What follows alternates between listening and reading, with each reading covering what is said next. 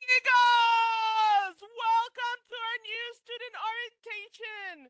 Yes, for those of you that were kind of asleep, welcome. My name officially is Mariceli Santiago. I'm the Director of Student Life and Activities, and my job is to be one of the first to officially welcome you as a CTC Eagle to Central Texas College. This is one of my favorite things to do.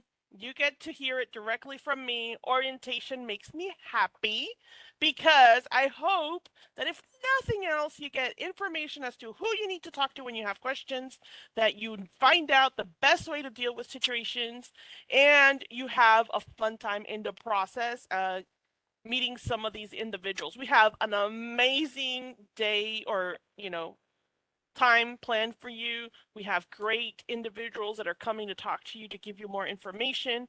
We want you to be prepared to be a CTC student, and I know that sometimes that can be kind of a challenge, but that's okay. That's what we're here for, right? So I want to just be the first one to officially welcome you, let you know that we're so happy about having you here, and that it is time to have fun. That's just I like to consider this fun because to me it is fun. Oh, excuse me. Okay. So let me show you really quickly. Here we go. Let's see if I can get this squared away. And why is this doing this? I don't know why it's doing this, but I'm going to show you the agenda for today, kind of the general plan. We want to make sure that you know what that is. Let me see if you can see it now. I'm hoping you can. Can y'all see it now? Maybe. Can you see it? Let me see. I'm trying to see what everybody is seeing or should We be can see seeing. it. Okay, good. Thank you. Woo. All right, the agenda for today. It's a lot of information, but we want to make sure you're good to go. We're going to give you a quick welcome, like what we're doing right now. We're going to talk about eco-mail, student ID cards, parking passes, S.O.A.R, and what that means to all of you. We're going to have a Blackboard overview and explain how important Blackboard is for your class. We're going to have our faculty panel, so you actually get to meet some of the faculty and ask them some questions. We're going to have our financial aid guru in the house to help make sure that if you have any questions, they get answered. We have our academic advising team is going to be here, and they're going to show you a little bit about Eagle Self-Service, safety and security, because no matter where you're located, we want to make sure that you're safe and that you know certain things about, what you need to be aware of. We're going to talk about student rights, responsibilities, and resources, and then overall make sure we get all your questions answered, regardless of what that may be. So that's the plan for today. Again, my name is Mariceli Santiago. I am the Director of Student Life and Activities. I have a lot of fun doing these things because you guys are super important to us. Unfortunately, my boss couldn't be here, but one of the things as we're going along, and this is one of those moments, as we're going along, if you need, I'm going to kind of point out some things that you might want to just take a screenshot of or take a picture of, because these are going to be the resources that you're going to need. And this is one of them. These are emails. One of them is for student life, with which my department oversees. The other one comes out of student success and persistence, which is part of the academic studio. We'll tell you what those are. But if you have questions, these are two perfectly great emails that you can contact and say, yes, I don't know what to do, period. I don't know what to do about this situation in college. How can we handle it? And all we want you to do is go ahead and email us, and we'll do our very best to help you. As we go along, there's going to have a lot of individuals that are going to go ahead and also add in the chat their emails. Write those down. But if nothing else, this is right here, 2 emails that you will get a response from. So keep that in mind, okay? One of the things I want to make sure, and I'd say, because my boss couldn't be here today, Dean Julie Starkey, she's really bummed about that because she loves orientation as well.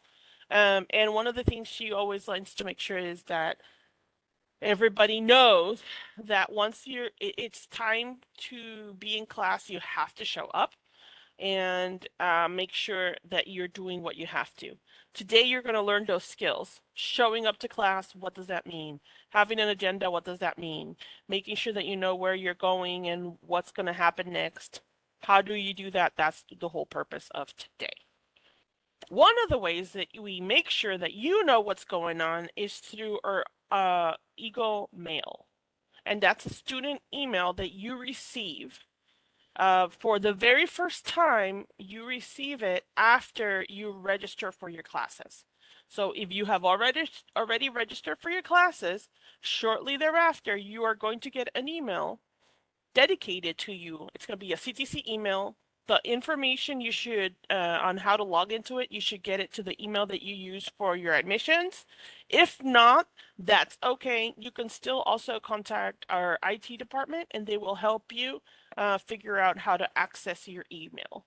But yes, that is going to be the main way that after you're registered for your classes, faculty, staff, everybody's going to communicate with you.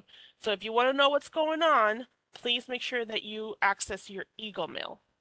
One of the other things that happens with the Eagle Mail is that it's a Google email. So if you don't want to check it all the time, you can actually forward all your emails to that one email that you check all the time. But you still have to log into it and kind of go through the process of making sure that everything gets forwarded onto you. But you, as a student, you get your very own Eagle Mail, and that's how we're going to communicate with you. So if you have it already, great, thank you. If you already registered and you haven't seen the information and you don't know to log into it, then we can definitely help you, and our IT can also help you figure it out. Okay? This is another thing that we always get questions about. So, if you are in Texas, I know some of you are not in Texas or you're not local to Killeen. For those of you that are not local to Killeen, I am very sorry. We cannot get you an ID where you're located. But if you're here in Texas in Killeen, or if at some point you come and visit and you want your student ID, you are welcome to come and get it at our building 211, which is our enrollment center. And we'll go ahead and get you an ID. We have a brand new ID. For those of you that maybe took a class before and they're coming back, we have a brand new ID. This is what it looks like. And you need to make sure that you get the brand new ID to be able to use the services in our central campus, some of those services. Your student CTC ID number is going to be in the front and with your picture and all of that. But if you want to use services like the library here in Killeen, if you're going to use the gym, if you're using student lounge, academic studio for tutoring, all of that, we use this ID is required to use the services on campus. All you need to do is take a registration statement just showing that you're already registered for your classes, a valid ID, and then they'll go ahead and get you your student ID. This is what it looks like. Again, it's a brand new one. So please make sure that you, even if you had an old one, you need to get the updated one because the older one, it doesn't work anymore. Another fun question that we get a lot about for the individuals that are here in Killeen, in Texas, is about parking pass. Every single student has to have a registration for the parking. The student has to get a sticker similar to the one that is in the picture. You can get it with our campus police in their building 209, which is right behind the enrollment center. And you just have to bring your vehicle registration, your CTC ID, and a valid driver's license. It's free. You don't have to pay for this, but the main thing that you do need to know is that if you're coming as a student too, and you're using a vehicle consistently, you need to register it with us. It doesn't matter if it's in your name or not. All we're looking to do is make sure that if you're the student and something happens to your vehicle, we know where to find you and that we know that this is the vehicle that you normally use. So please make sure that you are getting but you are registering yourself or in your vehicle for us to be able to know who the heck you are. All right. Now we're going to talk a little bit about S.O.A.R. And I'm going to ask that Miss Charlotte Wesley and or Morgan Poe come and talk to you about what the heck S.O.A.R means. Hello, everyone. Miss Charlotte Wesley is not able to be here today, so it'll just be me. My name is Morgan Poe, and I am one of the two leaders for our S.O.A.R program at CTC. Now, the S.O.A.R program is going to be very beneficial to all of you students. So what it is a program where we put you in each semester. If it's your first semester at CTC, we're going to put you in a cohort with everybody who's that first semester. And we're going to invite you to events, get you to resources, make sure that if you need something, we're your point of reference to find somebody at campus. Now, some of the things that we've done in the past for events are going to be we've done sipping with S.O.A.R. So we have a welcome little party with coffee and tips and tricks for your first semester.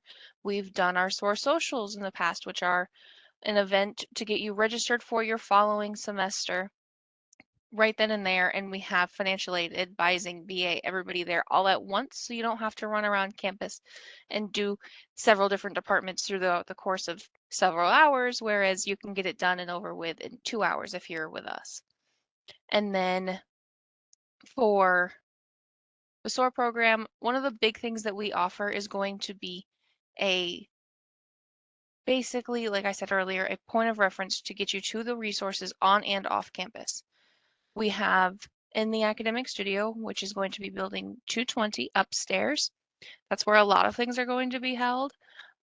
But the S.O.A.R program does come out of the academic studio, and we do host a packet. I don't want to call it a packet because it's much more than that. It's much more important than just a packet of papers. But we do have a list of resources for you for on and off campus help. And then basically, if you want something, we want to be that person for you. We do understand that sometimes you get kind of pushed around because not everybody knows exactly what you need, and they send you to the department that might help you best. We're trying to negate that. That's what we're trying to do with the S.O.A.R program. And then I will put my information in the chat, so if you have any questions, please send them my way, and I will be answering questions periodically throughout the chat. Excellent. Thank you very much, Morgan. Today, okay, so we're going to talk a little bit about Blackboard and how important that is to your class. And we really want to make sure that you have any questions with regards to this. We're going to start classes soon. This is the perfect time. Please type the questions in your chat if you think do you have any questions as we're discussing specifically about Blackboard, because we have one of our Blackboard gurus here. She is our faculty online manager for the business department and everything that that encompasses, which I always let her say it because I can't. Knows Good better than me for you to get concerned right now.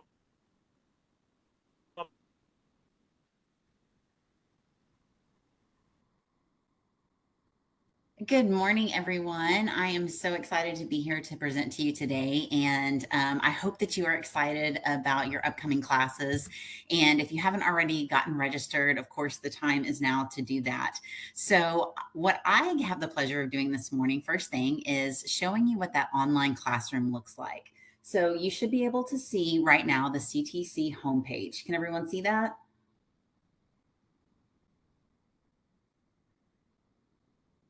Yes. Okay. Okay, great. Thank you so much.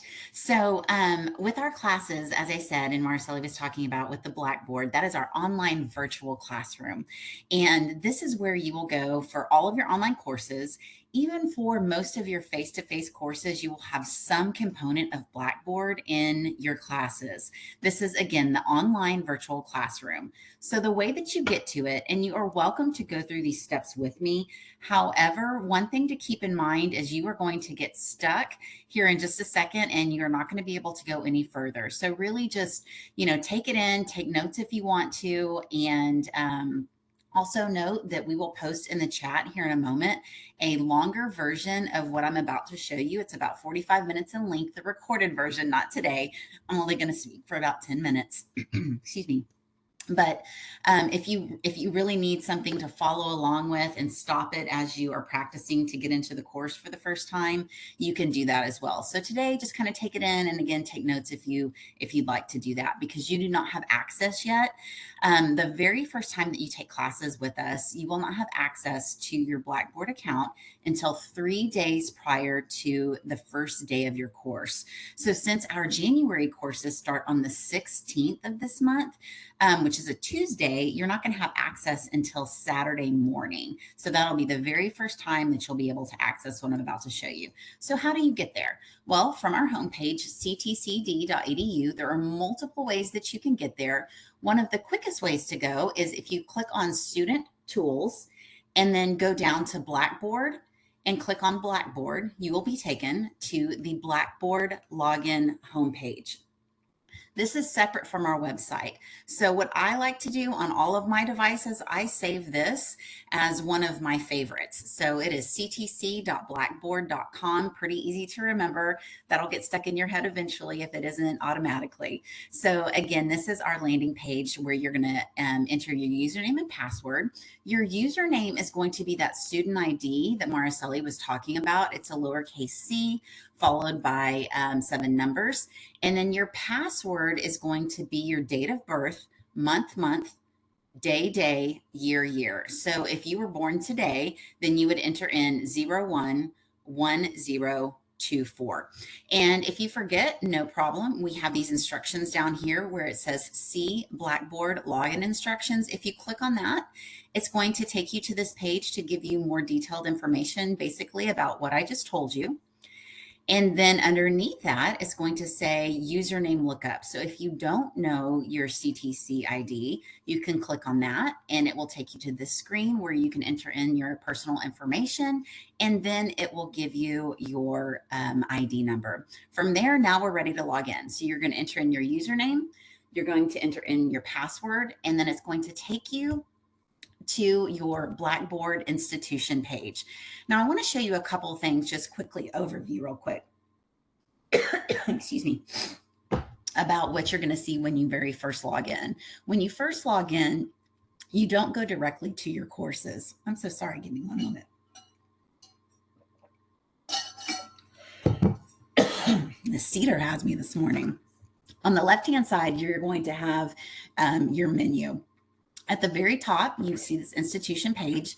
Again, these are going to be just wonderful resources for you. So if you ever have questions about the college, about if you need Blackboard support, if you need to access the handbook or how to enroll, these are all a variety of different places that you can go for more information on each of these, to include even getting Office 365 for free. So if you don't have that already, once you have that CTC Eagle Mail, you'll be able to get that for free. Underneath that, you are going to see Calvin Hobbs' name.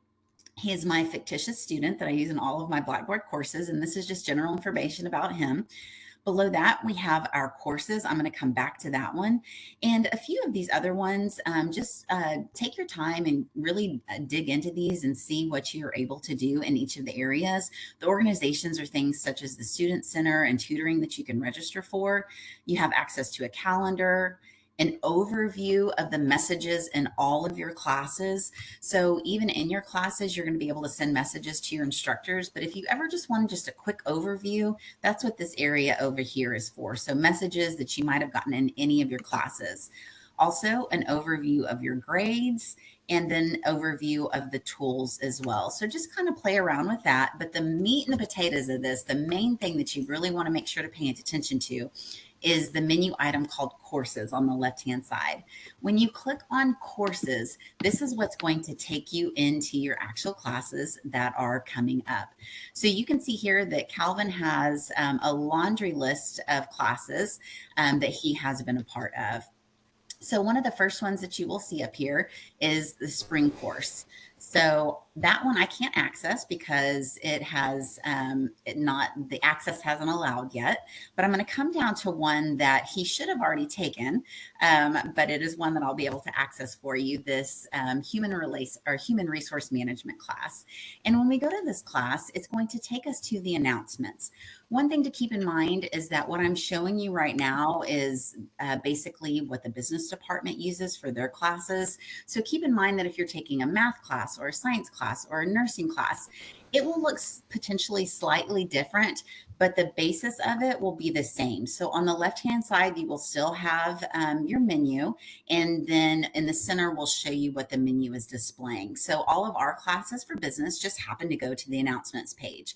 A lot of your instructors will utilize this a great deal. As you can see here, this instructor gave one at least once a week and sometimes even more than once a week. So it's really important when you first log in every day to make sure to check out your announcements. Now, on the left-hand side, we try to group things together logically. So you will see in each of your courses, some of these things similar on the left-hand side. I don't know if you can see my mouse hovering around it or not, but Start Here is a place that you're going to want to go the first time that you access Blackboard. This is the same in all of our courses. So just kind of getting you basic information about Blackboard, about how to communicate in the class, our academic integrity statement. Again, all of the things that are going to be standard in each of your class. Another thing that I do want to point out to you is our plagiarism quiz that is here. This is also in all of our classes. Sometimes your instructors will require it to be taken and others won't, but just so you know, that is where it is in a lot of those courses. Then below that, we have BioSig enrollment. So BioSig and BioSite is something that the college adopted about 10 years ago. And what this is really a way for us to help ensure you are who you say you are when you're taking our classes. You're going to create a BioSig ID, which is going to be basically a 4-digit passcode. I'm going to show you what that looks like in a moment. But when you actually are able to go in and log in, you're definitely going to want to review this page and make sure that you understand and you can watch the video on how to create it. I'm not going to be able to show you how to create it today, just what it looks like after the fact. Below that, on the left-hand side, we have announcements, which, as I mentioned, definitely want to check those every time you log in. Under messages, this is where you can reach out to your instructor or even all of your peers in your classes. I'm not going to go into creating a message or look into the folders. And the reason being is because if I click on create message, it's going to show me everybody that's enrolled in this course plus the instructor. So once you have access to yours, this is how you'll be able to reach out to people in your course and then also your instructors.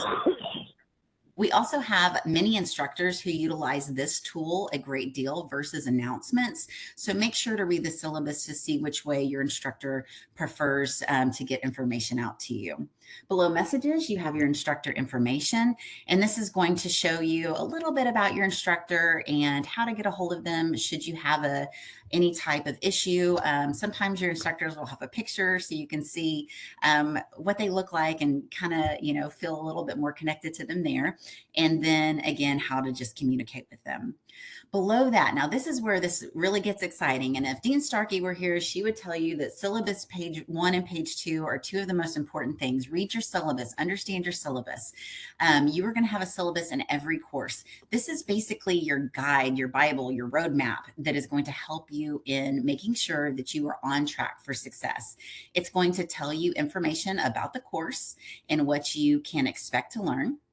It's also going to tell you the course materials that are required for the course.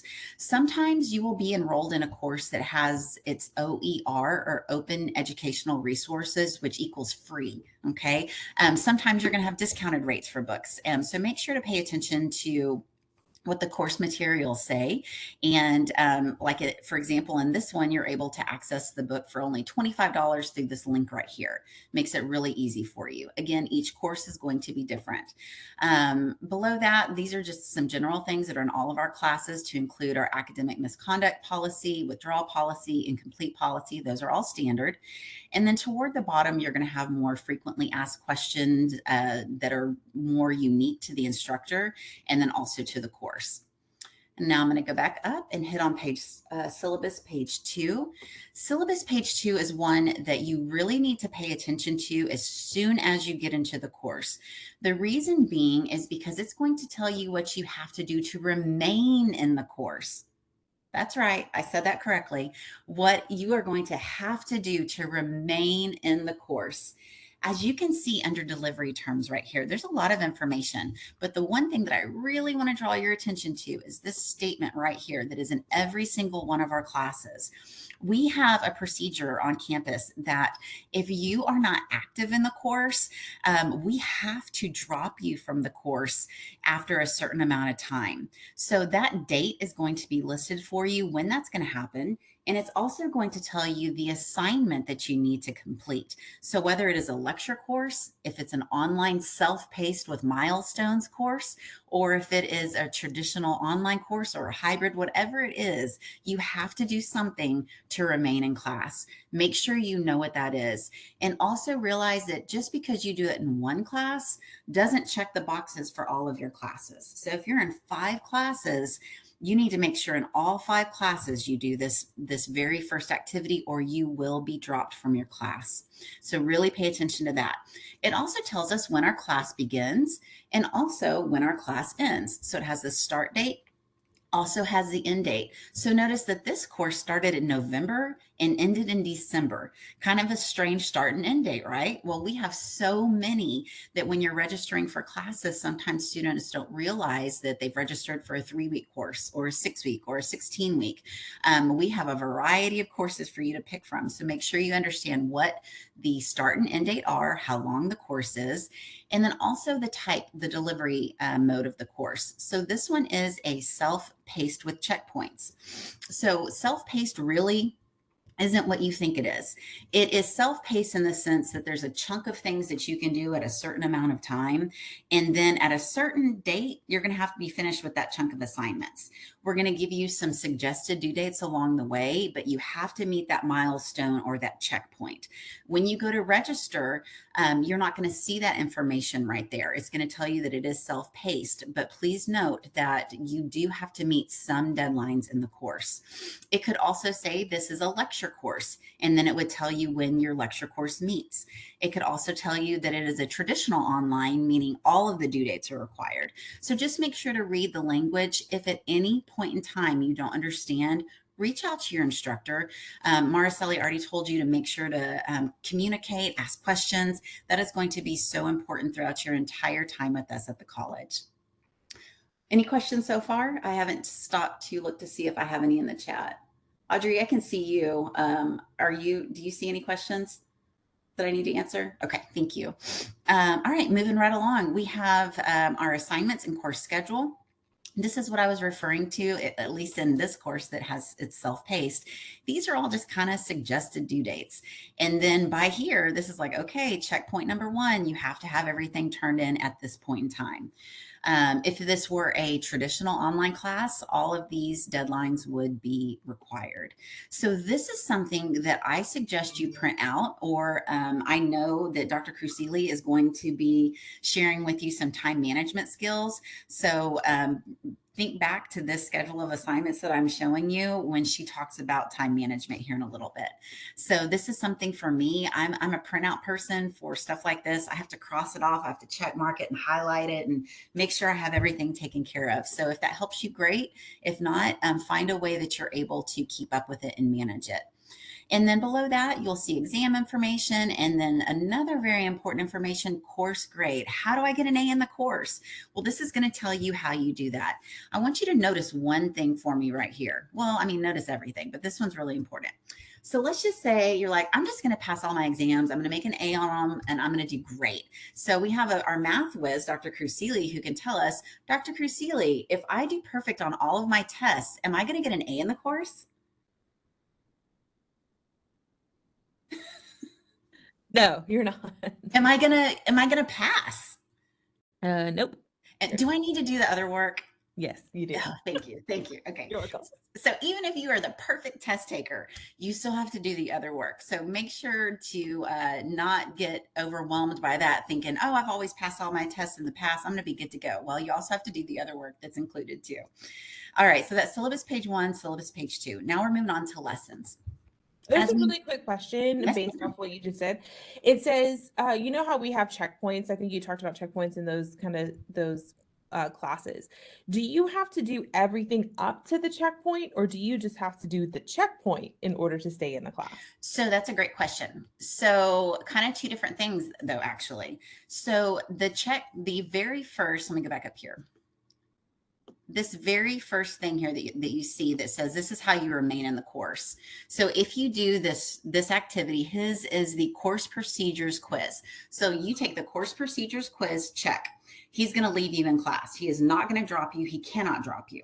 So then let's say we're moving forward and we go on past the student introductions, past the course procedures, and then you stop and you don't do anything. You don't do any of these rest of the assignments. And all of a sudden now it is the 24th of November and you haven't done anything else.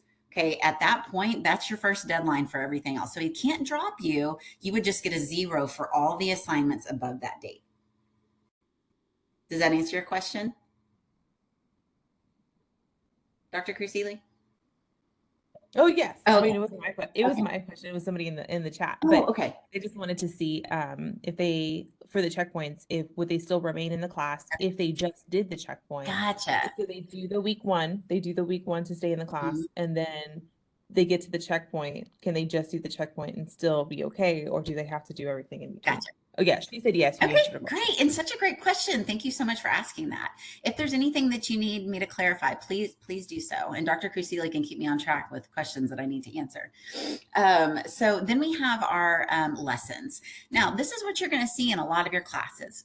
Again, keep in mind that each class is set up a little bit differently. In all of your business courses, though, you are going to see this lessons verification. This is that biosig I was talking about. So now we got to the point that I need to actually have my biosig ready to roll. So the initial place that I showed you, I'm going to go back to it real quick. Biosig enrollment. I'm going to click back on that. And I am going to go through the process to actually create it. So I'm going to read all of this. I'm going to watch the video, and then I'm going to click on this enrollment link. I can't show you what that looks like again, because I already have one. But once I clicked on it, then it's going to take me through the process of creating it. You create it one time. I created mine 12 years ago when we were just kind of in the practice stages of biosig. I have never changed mine. I have never reset mine, and I have had the exact same one for this entire time. So if I were to click on it, again, it's not going to show me. So I'm going to go to lessons, and now I'm going to verify, because in your courses, you will have places to verify. So you're going to potentially be in 5 classes, let's just say, or 2.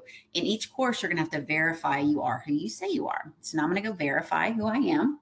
It's going to redirect me. And now you can copy my password that I have. It is unique to how you actually draw it. So I don't do normally well with talking and doing this at the same time. So hang on. Ooh, that L was bad today. Let's see. Oh, okay, good. I did good. All right. So now that I've verified I am who I say I am, ta-da, all the lessons are released. So at various places or various points in your class, you might have to do this depending on what type of class you're taking. So now what this does, the lessons, it takes syllabus page 2, that short little schedule of assignments, and expands it all so that you can see everything you need to do and in what order. So I'm going to click on lesson 1. And as I do, again, it's expanding it. I'm getting the introduction about what each chapter will cover, what I should be learning, those learning objectives, all of the activities that I need to complete, and then and then links to actually complete each one of those. So when I'm ready to take that course procedures exam, I'm going to click on that link right there, and it's going to take me to the course procedures exam, and I will be able to take it. And then check, that's finished. Now I'm going to go on to the next one, chapter 1 quiz. Now you might say, well, that's all great and all, and I've got everything printed out, but how do I keep track of all of this? Well, down here, I'm going to skip down to my grades and show you this quickly so that you know how to keep track of it. You will see here, after clicking on my grades, it has everything listed for me. And if I had completed any of these assignments, instead of a dash, it would give me my grade. If I had submitted it, but the instructor hadn't reviewed it yet, it's going to give me a white exclamation point inside of a yellow circle. Now, this is really important, what I'm about to tell you right here. So if you see that, that means it's submitted, you're good to go. If you see a blue circle, that tells you that you have not finished it yet. That means that there is something, maybe you saved it as a draft, maybe there were multiple steps and you only did part of the steps. That means you have not done what you need and the instructor is not going to grade it. So go back in and figure out what you haven't finished on that assignment. If you don't know, ask. Once we grade it, then you will have a grade right here instead of a dash. You also potentially to the right of it will see a conversation bubble that you can click on that's going to give you feedback. And then you also might have a rubric. So under discussion board 1, you can click on view rubric and it's going to give you a breakdown of what you scored. So since Calvin doesn't have anything graded, it looks blank, but it would be lit up with the areas which he earned credit. So far, so good. Any other questions coming in? Okay, thank you. All right, then underneath lessons, in this course, he has chapter cases, discussion boards, and exams. In other classes, you might see your McGraw-Hill Connect, or you might see MindTap, or you might see article reports or research paper. So in each course, there's going to be something different here that is going to be a breakdown of what those assignments are, just some more guidelines for you so that you can see exactly how to do the case studies when it's time to do those. And then if you have discussion boards, you can click on that. And then you can also see an overview of all of your discussion boards as well. And then last thing, or last two things, we have our exams, of course. And again, not in all of the classes. Now, these are hidden just so you know if it's because this course has ended and Calvin missed all his exams and now they've disappeared. But if this were an active course, you would be able to see your exams just like the course procedures exam to click on and actually take. And then below that, you have your tools. And that's just going to give you, this is the same in almost all of our classes. These are just a variety of tools that you do have access to at the college. Excuse me. And again, it's pretty standard in most of our classes. So what questions do you have?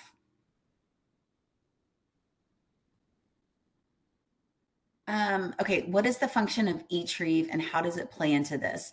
So I can give you a little bit of information about eTrieve, but eTrieve is a tool really more for you to submit forms that the college needs. Marcelli, who do you want to have answer that question? I mean, I can answer, and that's correct. I mean, eTrieve is Blackboard is more specific to your academic courses and what is required within it. I like to think of Blackboard more of like your online classroom, where eTrieve, it can be used by any academic and non-academic department on campus for CTC, really. And so eTrieve is a way of making sure that if you have a form that you need to submit or that should be submitted to somebody at CTC, it can be done so in a secure manner online. So it has a very different way of being handled. And so, like, if you need to drop a class for advising before classes begin, then you can submit that before your classes begin. Financial aid may ask you for information to send to them through eTrieve. There's countless departments throughout campus, and most of them are not academic. So that's a way of submitting information that is considered secure and that we know comes from you because each individual gets an account. And we want to make sure that it's done in a safe manner and that you have access to it. So I hope that answers the question because it's eTrieve is more generic. Can I add Blackboard has something more to to that? do.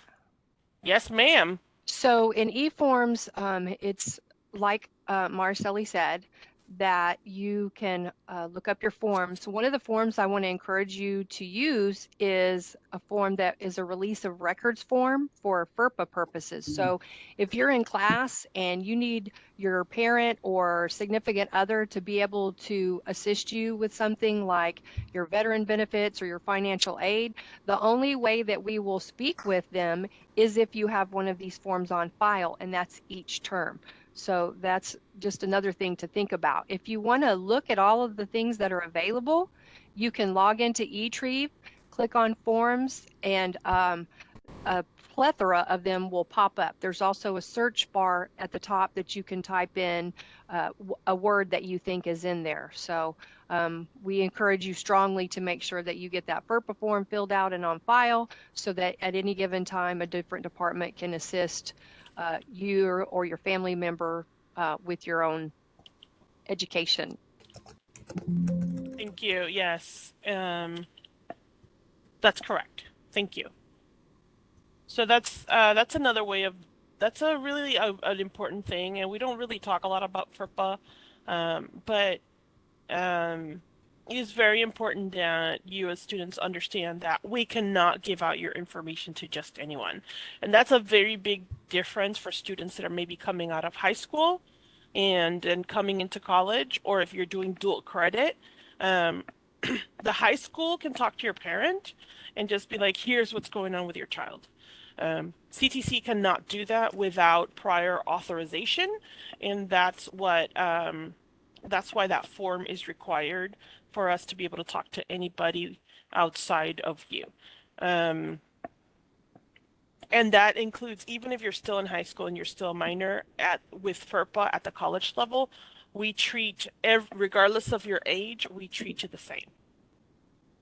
So, let me see. Are you going to be putting the recorded version Yes. after this? Okay. It's probably not going to be up today, but maybe tomorrow. It should be up in YouTube. So we will record this and go ahead and put it up in YouTube. For those of you that maybe need to refer back to something, or if you have any questions, then you can always come back and look at it. And CTC has their own YouTube channel, and that's where it's going to be located. All right, so we are running way. Angela, did you have anything else to add to the Blackboard stuff? I don't have anything that I could show right now in it. I could definitely talk about it, but so what I was just looking for right now is the recorded version of the Blackboard that we did a few months ago, and it's, like I said, about 45 minutes in length. It also has it goes into it digs into further detail because I was in a practice course that I could show more information about how to create a discussion board, how to upload your assignments, those types of things, which I can't do in the classes that Calvin's in right now. So what it does, though, it goes step by step for you through that and shows you how to create things, how to interact with people, how to actually send those messages. And it also in syllabus page 1 in most of your courses, it was something I just kind of went by quickly. It was one of those things that I said as standard in all of the courses. But our distance education and education technology department also has this amazing orientation that I would suggest that you watch as well. To help familiarize you with Blackboard and how to do a variety of things in there as well. One of the biggest things that I want to really emphasize is again, the course I showed you will look very similar, but like, for example, in math, you're not going to have a ton of discussion boards and article reports and research papers. You are going to have hands-on activities to do in order to make sure that you understand the concepts in that class. So just keep in mind, it's going to be set up a little bit differently in each of the subject matters that you are a part of. It's not many. You won't have any discussion boards, any papers. Yeah, I went ahead and put the link in there. Thank you. Thank you. Did anybody have any questions about when I was talking about the different delivery terms as far as what that means and any of those requirements?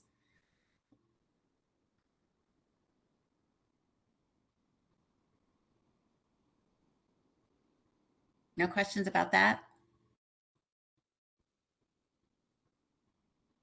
Sure, yeah, I'd be happy to. So when you are in Eagle Self-Service, which you will see a little bit later on, but that's how you register for your courses, you will see a variety of different types of classes.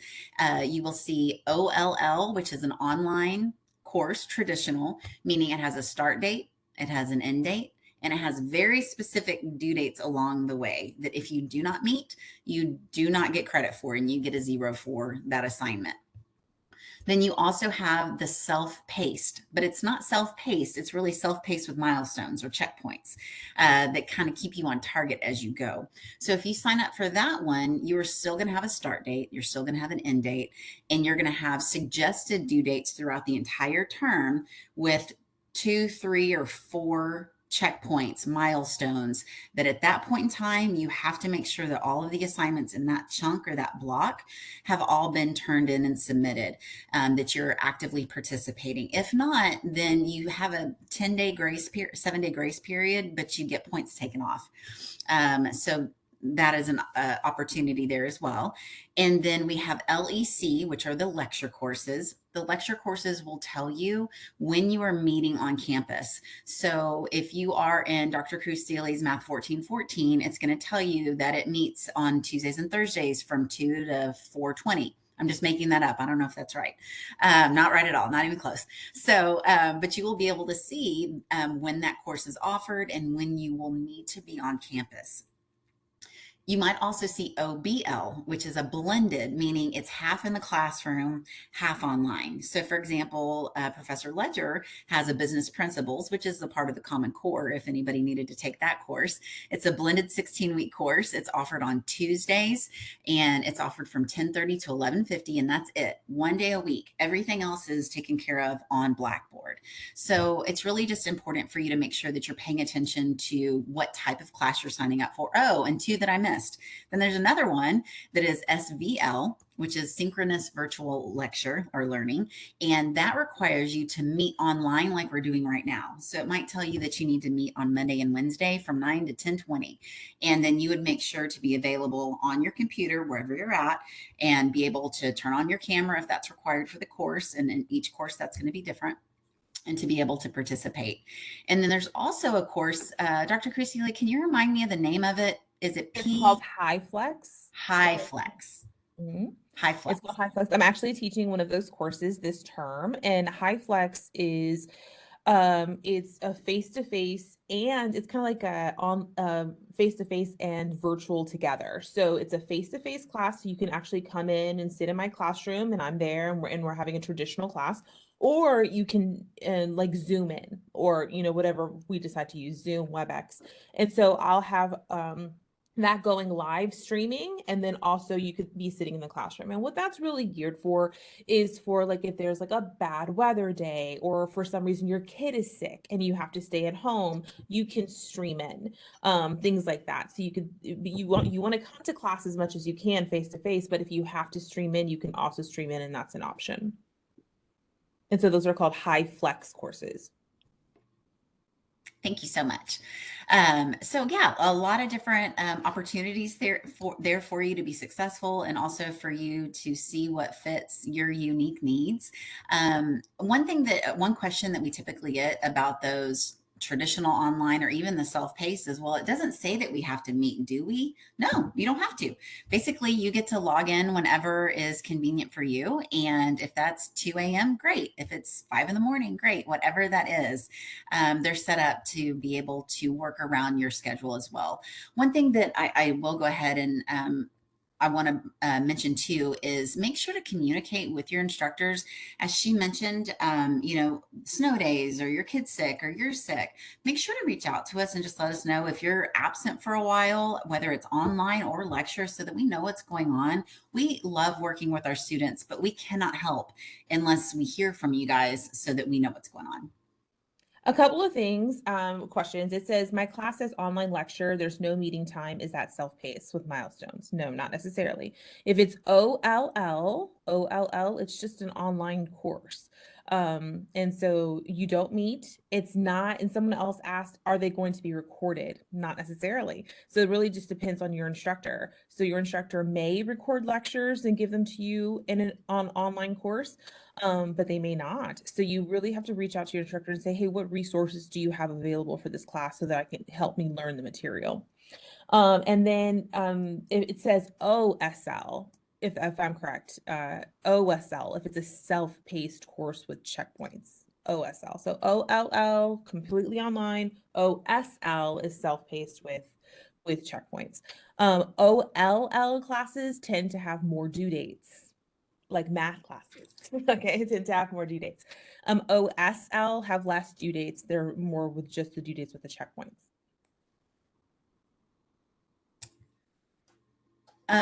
Okay, sorry, we got a couple questions. Thank y'all so much for asking them. I think we answered that one. Is the flex course the same as SVBL? My assumption is yes. No, so that's actually another one. I forgot about that one. I'm sorry. SVBL is the synchronous virtual blended lecture. And that one is going to require, oh, I haven't seen that one in a while. I believe, if memory serves, and like I said, I haven't seen this one in a while, is that it has the like once a week component versus 2 times a week component online. Let me look that one up real quick.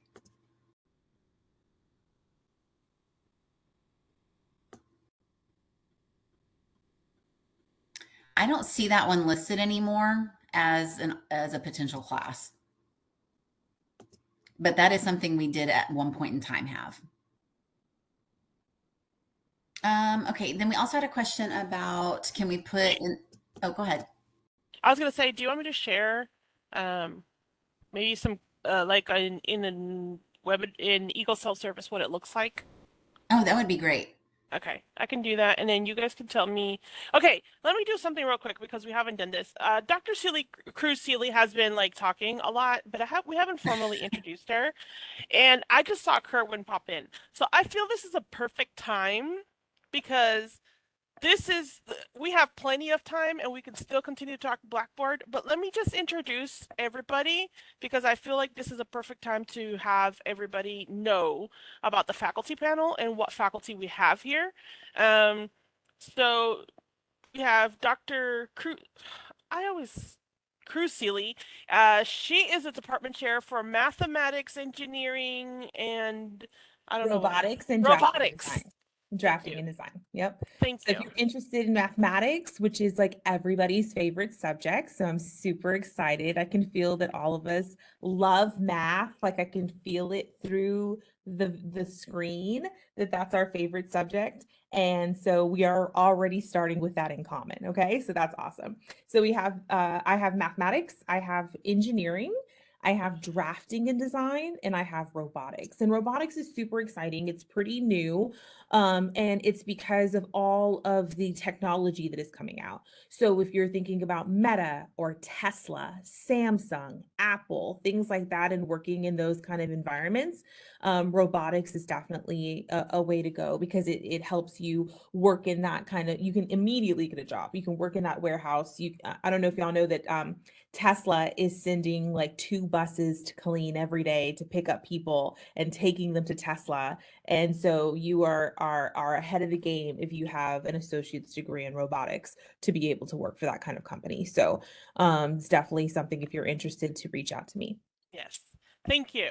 And then Professor Flaherty, I know you just logged in, but I have some people that were telling me earlier that they were interested in things like medical coding and billing and health sciences, you know, on the admin side of things. So can you kind of talk a little bit about who you are and what you do? I cannot hear you though. No, you're unmuted, but you have the mic. I think you have the wrong microphone plugged in right now or assigned. No, sorry. And for the he will figure it out because he's very tech savvy, but I'll just kind of make sure that all of you know he is one of the professors that oversees the area for what we call office technology, but his side, office technology includes things like office assistants, but the part that he oversees is actually medical bill coding and billing, and the classes so that you can work on the medical admin side of it. I can't remember all the names of it, but that's part of what he does. He is super great, and it doesn't feel like it right now because he's having a little bit of a technical issue, but he's usually very technology savvy and he can usually figure this stuff out pretty quickly. So the fact that he's there, I hear you now. There he is. Yeah, I don't know. I got a new microphone. I'm still setting it up. So I went to my backup mic. Yeah, so medical admin side, medical coding and billing, that is definitely that is my bread and butter. I am from the office technology department. I work on the medical office side of the office technology department. I teach medical coding and billing and related courses. That is, in a nutshell, it's all of the processing of medical records and medical information that a clinic or a hospital or some healthcare entity has to work through and submit to insurance companies for reimbursement so that they can, pay their bills and buy more Band-Aids and aspirin. It is very detail-oriented work. It's work for people that are interested in healthcare that don't necessarily want to be patient-facing. It is more of a back office job. It's very portable, fantastic for military spouses because, as I said, it's very portable. Anywhere that you have a healthcare clinic, they're gonna need billers, they're gonna need coders. So definitely great for that stuff. Our program. We have an associate degree program, and we have built it in such a way that once you complete that program, we will pay for you to go take your coding and billing registry exam.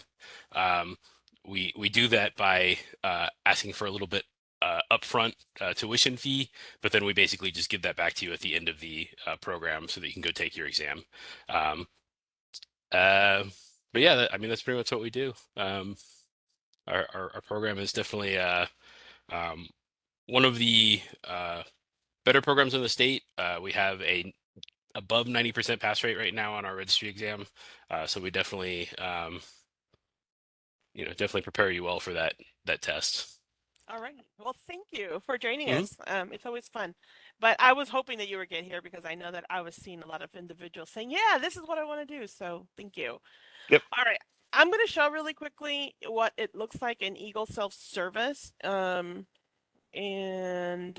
because there's been quite a few questions about kind of what the different ways of the classes and what they show up like in Eagle Self-Service. So, and actually, I think we also need to talk about the Kate Center ones, which is a little bit different than maybe what we have already discussed, and that includes the office technology area is part of Kate. So I brought up math because, like Dr. Crucially, everybody loves math. I do have to say something about math department before I continue is that we have the most positive and energetic math professors that I have ever met. They're not the fuddy-duddy ones that you traditionally see or think about, or if you watch a movie and they're like, oh my God, I am that. No, no, no, no. There is an energy there that I have never seen before in my life.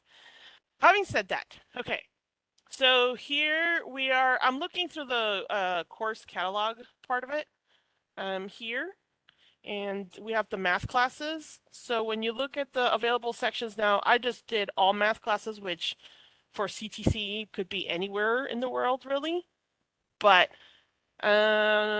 maybe the faculty can now explain what the different things are and if there's something specific that we should be looking at. So I would totally filter, like on the left-hand side, if you go back up to the top, towards the top. So you have all mathematics, but if you look at locations, there's distance learning, which means you're online, central campus, which means you're here on campus. And then of course we have classes at different places like on Fort Hood and different military institutions across the United States. So you can come over here and just kind of pick the location of where you want to take courses, and of course it'll truncate. So if you want to take ones on campus, you'll just click on Central Campus. There you go. And then you can, I mean, if you want to take my differential equations class that's right on top, you could totally do that. You have to take a couple math classes before that one, but still. But yeah, so then you would just click here and it'll tell you, hey, this is a face-to-face class. It's Monday, Wednesday, 12 to 1:20. And then you can go ahead and sign up for the course as long as you meet the qualifications. And then if you scroll down, math 13, 14 is a little bit better. If you click on that one, that's the first usually math class that you take. And so we have a lot of different options for you to take. Like Can you Sally explain said, here? all of our instructors are totally awesome. So you could definitely do it.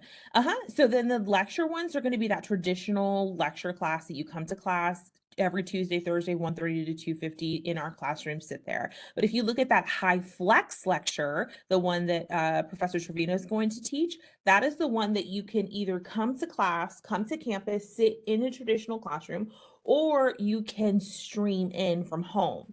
So we'll have both options. And so you'll still be able to hear the instructors, probably see us. It just depends on how the camera is acting that day, but you'll definitely be able to hear us. And then you'll be able to see us right on the screen. So it's kind of like you're in class, but you're at home. You do, for a high flex lecture, have to sign in at that time. So you're still a part of the class. You're just doing it from home, but you're still coming in every Tuesday and Thursday from 10:30 to 11:50 to attend class. Okay, you're just doing it from, like, zooming in from home. So that's that. And then if you, right now you're just talking about face-to-face classes because you said Central Campus, Oh, but if you yes. go back and hit distance, take off Central Before you Campus. do, Oh, go ahead. anything that pertains to seeing somebody like this is going to be under Central Campus. So even if it's an SVL to where you don't have to come in ever, that will be under Central Campus. Again, if you're going to see your professor, whether it is through a video like this, interacting where you have to be there at a certain time, or you're coming to campus multiple days or just a few days, that is going to be under there. But if you're only wanting online, then we go to distance learning. Yes, so distance learning is going to be the online option. So if you go to 13, 14 and hit view all sections, even though it says that, I think that that's why it's confusing for some students, because it says online lecture, but it's not a lecture. It's just a purely online class. Like, that's how you're getting your knowledge is in this online course. And so it says distance learning, 100% online, no face-to-face. It says it right there. So this is 100% online. So that's when you're going to go in, and our courses are usually very, number one, this is what you're going to do. Number two, and so you literally just kind of go through the lessons and complete the materials, and then that's how you do it. Now, since these are OLL classes, these are online classes, that means that you're going to have more due dates. Okay, so if it said OSL, then that means that you would Do y'all have any of those? no, we don't do them. Okay. Will you go to a BUSI 1301 or to a business course? Yes, ma'am. Okay. No, this is the USI. Uh-huh. Do you Not care which one? business law will work. Okay, so now this one you see under, so you see next to Hall, comma B, in parentheses, it says the online S paced LEC. So it's changed a little bit. So I thought it used to say OSL, but I guess it doesn't anymore. So I'm glad we're looking at it so that you can see what it's Yeah, it literally says online self-paced lecture. Like, that's how that says. Where mine just said online lecture. Yeah, so that's it's what that spelled out a little bit better for you than it used to hopefully avoid some of that confusion. So yeah, the S paced means self-paced, but remember that's a dot, dot, dot with milestones. So you still have a few due dates in there. I'm gonna go into the class because I wanted to see, because if you go into the section details, I think it just tells you a little bit more about the class. Okay, never mind. I wasn't sure if it would spell it out more or not.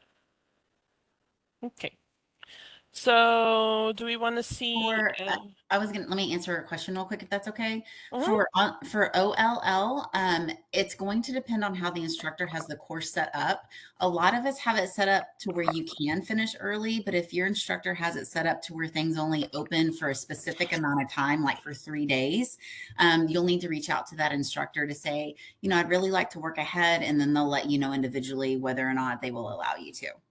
Yeah, because even if the course is set up that way, they might be willing to open it up for you individually if you have some specific situation that's necessary. Some instructors even offer, like me, for example, will offer extra credit if you finish early, because that's beneficial for us, because then we have one less student to process at the end of the semester. We do that for research papers. Yep. Can we talk since you brought up this point? What is it that you would like to happen? Like if we have a lot of active duty, for example, here that have already logged in, and if they have to, for example, go to the field for a week, and all of a sudden they're not going to be able to access the class, then what should they be doing? I mean, for me, my preference is communicate with me early and often. If you reach out and let me know what's going on, we can come up with a plan to figure things out. Occasionally, if you're going to have to go for a long time, we can talk about different scenarios for what we can do for that. There are tons of options, things that you might not even be aware of that we as faculty can do to help you get through that. But yeah, just reach out early and often. Usually, we're going to want to encourage you to try to get things done early, and that is because due dates and course schedules and things like that exist not because we're trying to be punitive and we're trying to give you a bad grade. It's because you're not going to be able to complete the course material in a timely manner before the end of the course. And so those due dates exist so that you can get through all the material on time, so that you can scaffold that learning and build as you go. So yeah, just reach out and talk to us as soon as you can, as soon as you're aware. Usually you'll have at least a couple of weeks notice, especially for a longer field problem like that. Mm-hmm. And we said with the military, I say specifically the examples of military, but it could be, anything, right? Like life. Oh yeah. Life happens. I have plenty of students that will reach out and let me know when their due date is, so that we can come up with a plan for them. Mm-hmm. Their delivery due date. Yeah. Oh, yeah, like a pregnant student, you mean? Okay. Is there anything else that you guys want to show in here before I stop sharing and let you kind of do your own thing? Just so that students are aware of how it works. If you look under the course listing, the section listing, you can see the seats that are offered in that course. Oh, here. And that'll let you know how close to being full that class is. So you can see, if you highlight over that on the left-hand side, that's the number of available seats that are left. The middle number is the total capacity. So once you see that 0 on the left-hand side there, you'll start moving over into the right-hand side and you'll be waitlisted. If it's a course that you super need to graduate, you should reach out to your advising team and to your faculty to see if you can't get squeezed in as a special instance. Usually we try not to do that because, it's a disservice to the other students in the class because we have those limits set for a particular reason. But if you reach out, we'll talk to you and we'll try to figure something out. So it's a little like in this case we have. Let me see. This is a little bit different. It looks like this. Does this mean it's full? That might be a. Yes, there's one person waiting to get in. Yeah. So this is one person waitlisted. This is full, no person waitlisted. Okay, I want to say something about that. If you go back up to the top, that one person who's waitlisted, do you see how that class starts in January and ends in March? If you scroll down just a tad bit right there where it says 13, that one also starts in January and ends in March. That last one and it has 10 seats available. So Oh, this one. yes, and it has 10 seats, and it's still the same start date, same end date. So make sure to scroll and see if there's any other classes that are still open, because we're not going to open seats in that class if we have a class with the same start date and end date that has seats available. Yep. So you want to make sure that you keep scrolling and see if there's any other courses with the same start date and end date that you could take. So you're just not sitting there waiting for a class that's closed. And somebody asked if we had help available. Yes, most certainly we have help available. Our advising team, which you will meet here in a little while, is absolutely fantastic. They have people that you can meet with in person, online, via email, and they will help you every step of the way with getting ready and getting registered for your classes. You also have the opportunity to visit with the departments if you have department specific questions. So you're like, well, I'm on the marketing and sales management degree plan, but I'm not really sure which classes to take when. You're still welcome to reach out to us. You're welcome to reach out to your advising team, to Eagle Self-Service. There's so many different resources that you have that we'd love to hear from you guys. You can call the department. You can send us an email, or like I said, visit with your academic advisors too. Can we talk, Kerwin, can you talk a little bit about how the Kate Center works? Because that's very specific. It has like Office Technology has classes online and stuff like that, but there is a component that is very different from what the business and the math department do. Yep. So let me answer. I was typing an answer to Sorry. Mr. Newkirk's question, or this person, Tori Newkirk's question here. But yeah, again, just communicate with your instructor. If you're going TDY to Poland for any length of time, just communicate with them. If you're going to have like a gap where there might be an assignment that you can turn it in early, or you can work with them to maybe get an extension on it. It's all dependent on communicating with your instructor, and early is better because that shows that you're planning, and we're more likely to grant an extension if you're reaching out ahead of time.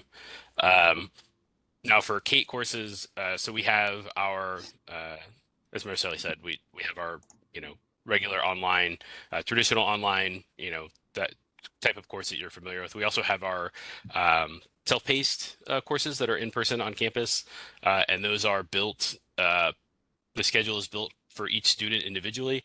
So you tell us what hours you have available to come in to class, and you'll come to our lab and you can work there. We have instructors there that can answer your questions, and it's built specifically for you. So it's open entry. It starts every Monday, and the end date is based on the number of hours that you are willing to come to campus. And we also have a remote version of that where you can essentially take the same sort of self-paced class, but you don't have to come physically to campus, and you can just Zoom in to communicate with the faculty, either in their office or while they're in the lab. So it's pretty flexible, very open, and we just want to create curriculum that is available for you where you are. And that's specifically for the Office Technology department. Yes. We also have for individuals that are taking other classes that are also self-paced. That includes automotive, diesel, welding. Yep, it's industrial. Anything that falls under office tech or industrial tech. Carpentry, industrial welding, HVAC. Everything that they offer self-paced. And I highly encourage you, if you're interested in any of those programs, all of those instructors are very personable, and they love showing off all their equipment and their classrooms. So if you're interested, come to campus and check it out, and they'll be more than happy to give you a tour because they love showing off their toys. Yes, for sure. So let's normally when we do the faculty panel, I ask every faculty member to give us their tips, and I haven't done that yet. So I'm gonna leave you to last, Dr. Cruz-Seeley, because I feel you always have the bang for the buck at the end. So Dr. Reese, can you start us off, please? I'm going to have to repeat myself. I do it a lot, but I think it's worth saying again that communication is absolutely key in life and also in your classes. we are real people and we understand that life happens to us all. We've all been there. We've all worked 2 jobs, 3 jobs, been school full time, and kids and parents and all the things, right? All the things that life has, which I'm going to leave the rest of that to Dr. Crucili to explain. But please reach out to us. Again, real people on the other end of the computer, on the other end of the email. We want you to be successful and we want you to talk to us, but we cannot help you if you don't reach out. And if you don't respond, if we reach out to you saying, hey, you okay? And just so you know, some of your instructors might do that if they don't see you active for a few days, even if it's self-paced with milestones. They're going to say, hey, you missed one of the suggested due dates. And you're thinking, well, that's okay. I still have time. Well, you do, but they're just checking on you, making sure you're okay too. So, so interact with us, ask us questions, give us feedback. We love hearing from our students and we want more of that. So please, I encourage you to ask. Great. Thank you very much. Professor Flaherty, can you just give us yours? Sure. So I will double tap on that communication and that we are real people. You can see behind me, my Christmas tree is still up. We also get very busy and behind on things. So please, give us that grace, and we will give you the same grace in return. Just, just work with us, and we'll work with you. But my main tip is always time management, right? Time management, I think, is what separates successful students from unsuccessful students. Learning a system that works for you, how to manage your due dates, your schedule, and sticking with it through your academic career will pay dividends. It is really the key between feeling like you are constantly busy and never have enough time to do anything, and actually being able to accomplish a lot of things but not feeling busy all of the time. So whether that's checklists, which I highly encourage you to try out, checklists are fantastic. Or it's just having a planner that you physically write all of your dates in, and working that way. Just come up with a system that works for you and then stick with it, and you will be successful. Because that truly is the thing that I have noticed between different students, that separates very successful students from those that struggle is that time management.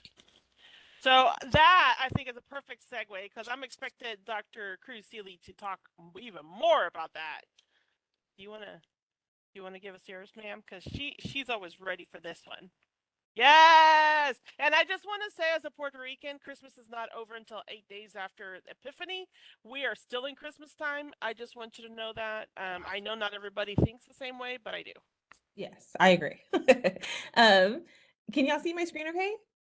Mm-hmm. Okay, so I'm going to piggyback off what he said because time management is huge to me. And like he said with the planner, I don't know how people don't. Like, I literally have my planner right next to me with my checklist. I have to check it off every day. It's like I can't. And even like people who have digital planners like on their phone, I think that's so cool. But I just love the satisfaction of just like scratching stuff off. So like that's why I have a physical one. So really, I want to applaud y'all for coming today. I really feel that this is definitely something that's going to be helpful towards you, just because you're getting these kind of resources highlighted. And I know, God, I need to check the chat, but one of the students asked, hey, like, what is going to be in my online class? Like, am I going to have video lectures? Like, what am I going to have? And so one of the big things to do when you do get access to your course is to learn your course, to see where everything is located. How do I tackle each week? So like, for example, you could lay it out at the beginning of the week. Maybe there are videos, maybe there are notes that you need to do. Maybe you need to read your textbook, whatever the case may be. Make sure that you're doing that at the beginning of the week. And then during the week, you should be doing your assignments, maybe drop in tutoring, maybe reach out to your instructor, even if you're in an online course, and say, hey, is there a way that you can meet with me? With technology today, we have Zoom, we have WebEx. I do virtual office hours. So I will sit in my office and you'll just see trees behind me. This is fake, by the way. Okay, so I'm in my office. All right. So I just think this is prettier. All right. But and we will talk like this, and I can bust out my tablet and I can actually do problems, and so that you can see. So just because you're taking an online class, you should not feel like you're not supported, okay? Because a lot of people will happen is they'll take an online course and they'll just be by themselves and they'll never reach out and never ask a question. And it kills me, literally like a dagger to my heart, when they say, "Oh, I didn't want to bother you." You didn't want to bother me? I'm your teacher. You're supposed to bother me. Wait, that didn't come out right. You're not bothering me, okay?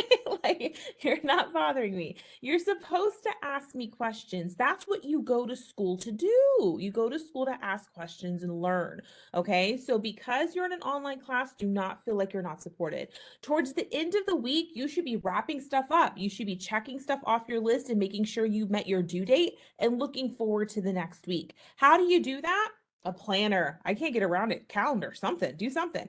So if you work, say, "Hey, I work from 6 to 6. I have to come home and make dinner." Like, I get it. I have 2 kids myself. You have to feed your kids. It's frowned upon if you don't, okay? So like, I get it. So you have to feed your kids. I can give you 1 hour of study time. I'll take it. I'll take that hour. Cool.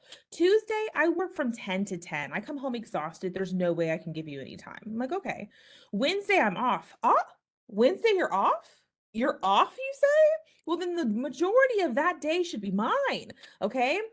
And your other classes too, but mostly mine if you're taking my class, okay? So you focus on your work for that day, okay? The majority of that day, you should just be doing your work. And so a lot of students will reach out and say, "When do I have me time?" When you graduate. No, I'm just playing. I'm just playing. Okay. Okay. You want to make sure that you have your some me time too. Take a walk, go to the movies, take a break. Okay. How many of y'all have ever studied for exams, studied? All you did was study, and then you go in and take the test and blank out? Just me? Me?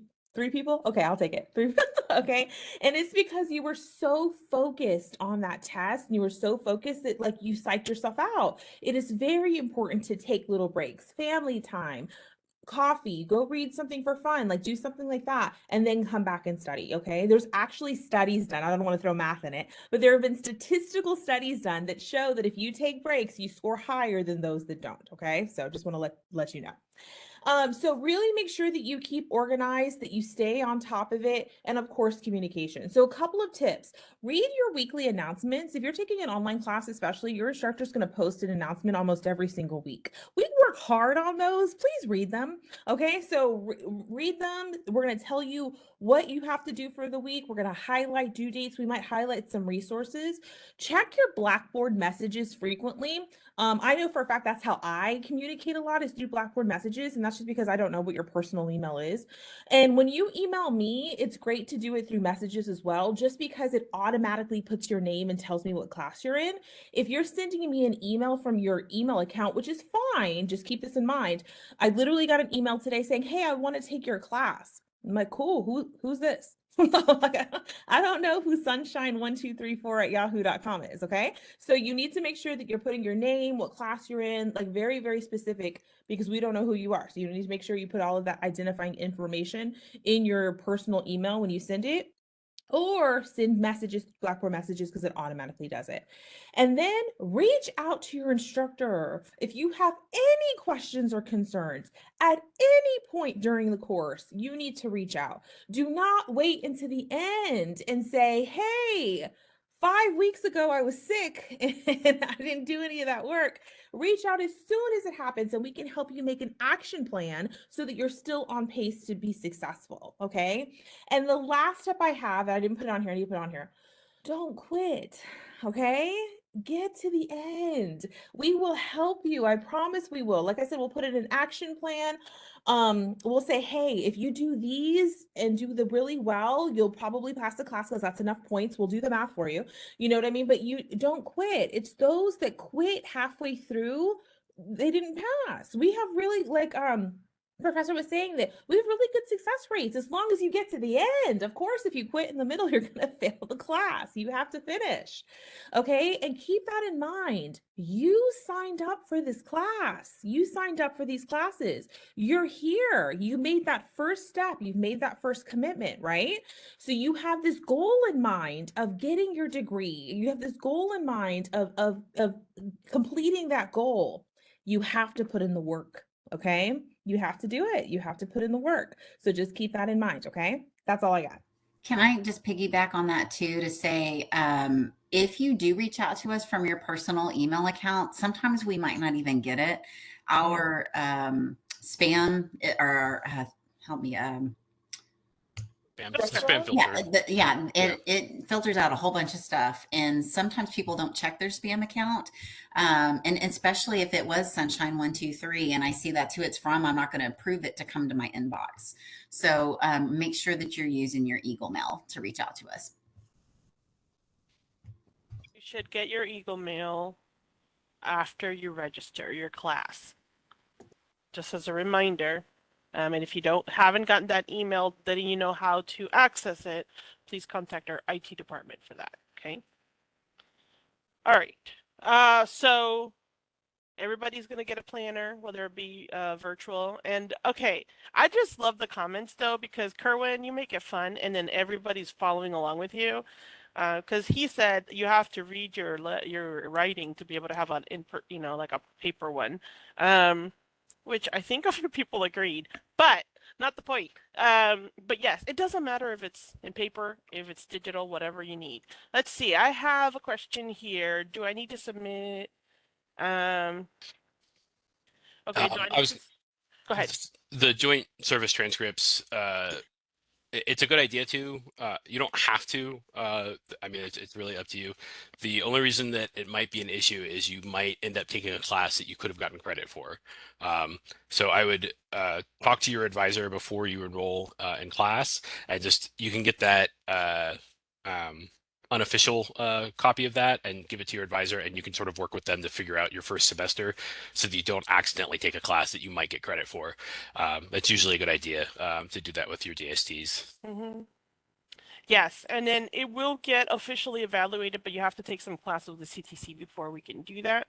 But an academic advisor that knows what they're doing will actually be able to tell you, this may work, or we might have to wait on this one to get officially evaluated, or this one, you can go ahead and take this class. For some students, VA, there could be a requirement. Yeah, yes. Oh, look, Eva's here. Yay! Thank you, Eva. She's on the back end over here somewhere. Okay, cool.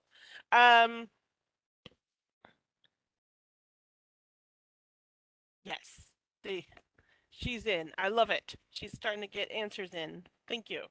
Okay, so what other, anybody else have any questions for the faculty? Please go ahead and type them, specifically about like your classes and stuff. Can you all talk about, I know Dr. Reese talked a little bit about it a little while ago, but materials, like what is expected of in the class? And she briefly talked about it. But for example, I know in the Kate Center, it can be different, for example, from an academic class. And that's part of the reason I'm bringing that up too. I'm going to piggyback off that question with a question. So I hope that the other instructors will help me out. I strongly encourage not to tell my students not to buy anything until day one. And the reason why is because, for example, if you go to the bookstore now, let's say you're taking an online class and it says, oh, you need this workbook, and you buy it. You only need the workbook if you're taking a face-to-face class. Mhm. Does it make sense? And now you're in an online class and you just bought a workbook that you don't need because you're not taking a face-to-face class. So it's things like that some instructors have their own notes in there. And like, oh, I brought the notes. And I'm like, those aren't my notes. That's only for instructor, blah, blah, blah. So that it's things like that I would just wait until day one, and we will let you know. If you're in an online class, it's a little different because we list them there. We list our resources in the online course. But if you're taking a face-to-face course, I would just wait until day one. We'll tell you what you have to purchase. If you're somebody that really stresses about that, I have students email me all the time ahead of time. I'm so excited for class. Can you go ahead and tell me what book for sure that we need? We're happy to tell you that. So you can reach out to us. And like for the ebooks, sometimes in the class, you can purchase them there. Like in the class that I showed you, you could purchase it for cheaper than what you could purchase it for in the bookstore. Excuse me. But if you need an ebook and need to use your financial aid through the bookstore, there is the opportunity to purchase the ebook through the bookstore and then get a code to use in your classes. So that's an option as well, or directly through the course. So in all of your, well, I shouldn't say all, almost all of our courses at Central Texas College now have Blackboard that does require that syllabus that will have that information about about the books. There are very few classes that do not have a Blackboard component, and in that case, you can talk to the instructor when you're on campus. You can call the department, or you can also use our bookstore webpage to look that up.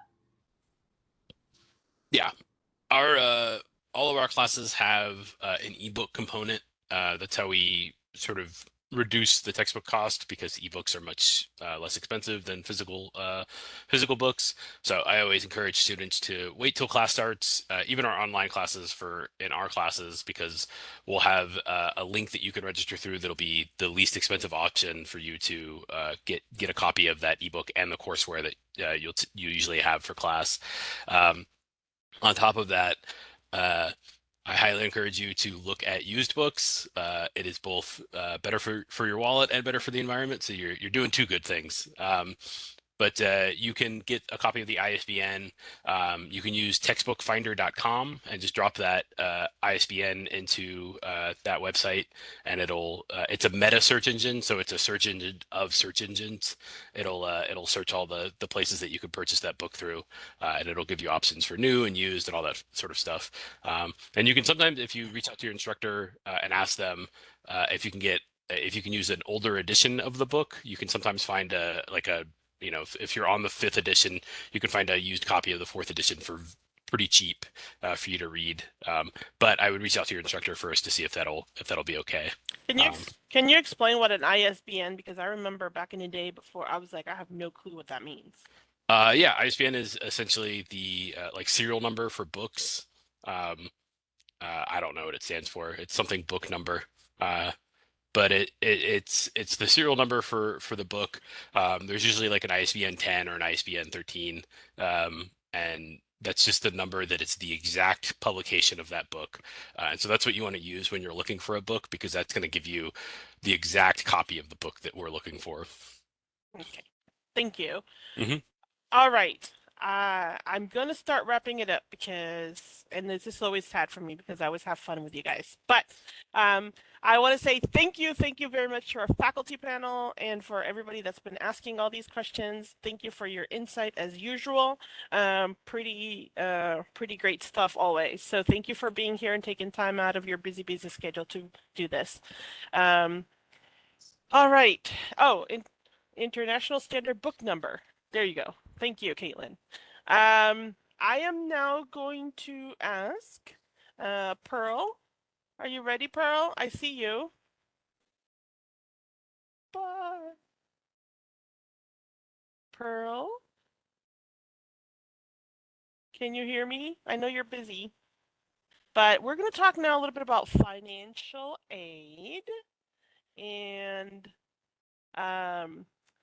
you know what? Lucette, I see you. You're chuckling over there. I am, because I also- can see both of them on camera, I and know. I don't know if they have muted you or not. That's Karen and okay. Pearl, can you hear us? Karen and Pearl, can you hear us? They're Okay. nodding and they don't know. Let's see. I guess something's wrong with the microphone, I'm guessing. I would imagine. So can I introduce you real quick? Because while they're trying to figure Certainly. that out. Okay, so this is Lucette Brett. She is our Associate Dean that oversees financial aid and VA funding. And somewhere in the back over there are Pearl Creviston and Karen Bentley. And they're trying to be able to talk to us, but I don't know what's going on with them. But Lucette, can you kind of let us know a little bit about what you do and what you oversee? Absolutely. My name is Lucette Brett. I am the Associate Dean for Financial Aid and Veteran Services. We have a lot going on this term. Right now, we're super busy processing verifications for financial aid forms, helping students get the FAFSAs filled out, making sure that the Pell Grants and the loans are all ready to go when you start your classes, or that the funds are releasing. Typically for financial aid, your Pell Grants and your direct loans release 10 days prior to your classes starting. And then any refunds that you'll receive are usually 30 days after classes are restarting. For veteran services, it's a little bit different. Financial aid, you can fill out one form for the entire academic year, and it's awarded by term. But for veteran services, you have to let us know what classes you're taking every single time you register for a class. So again, a lot of these forms are guessware in eTrieve in our eForm system. And I, at the beginning, put our email address if you have any questions. Luckily, both of our departments are located in the same building in 215, next door to 209, where the other student services are located. If you would like to come in and have questions answered, we are happy to do that. Most of our information that's extremely helpful is on our main web pages at ctcd.edu. We have a financial aid section and we have a veteran benefits section as well. Pearl, are you ready to go now?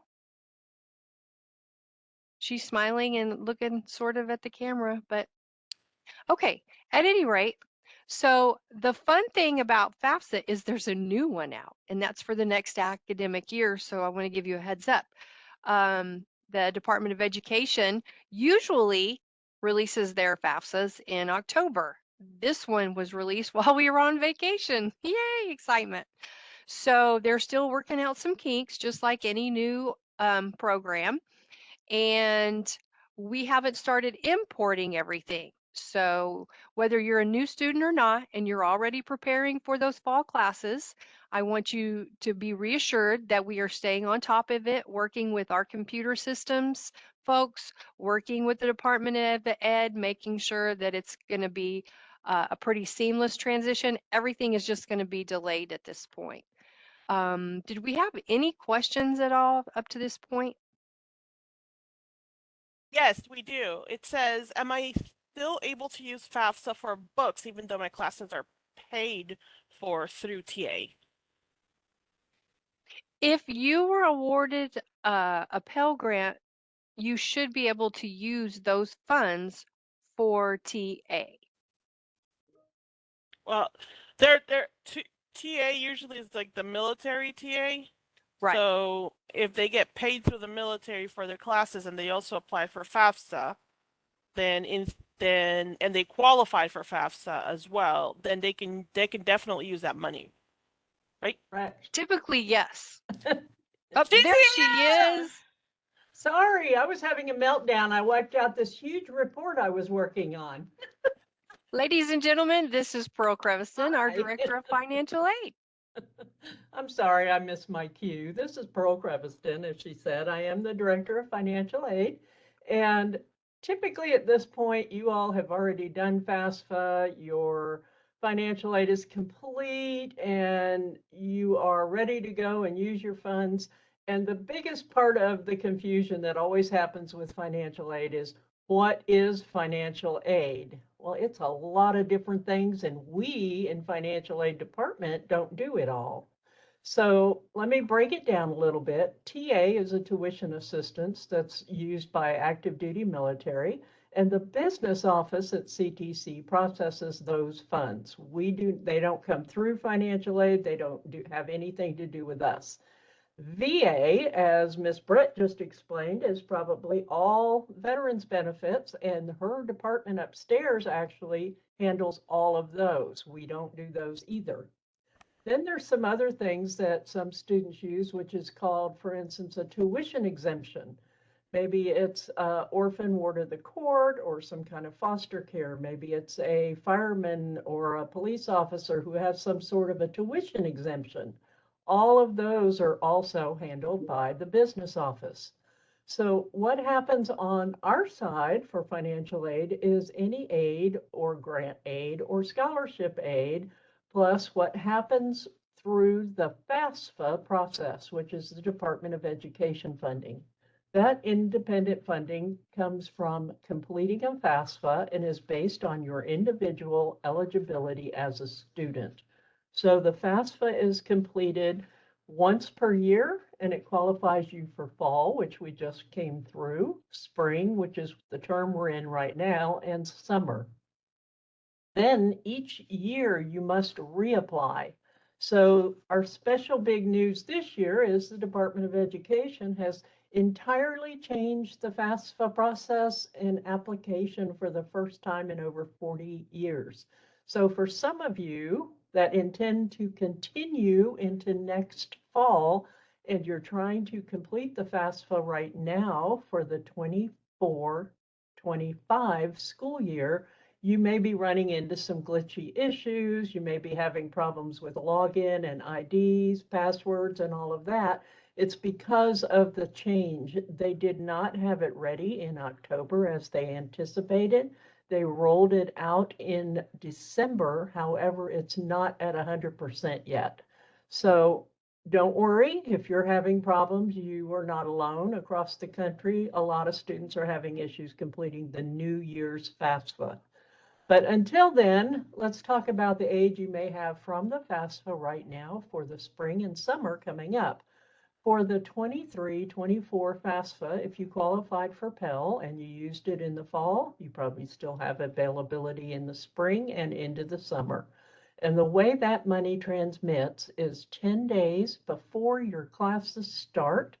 We transmit your funds to the business office. They use that to pay for your tuition. They use it to pay for books, allow you to use that at the CTC bookstore to charge against your balance.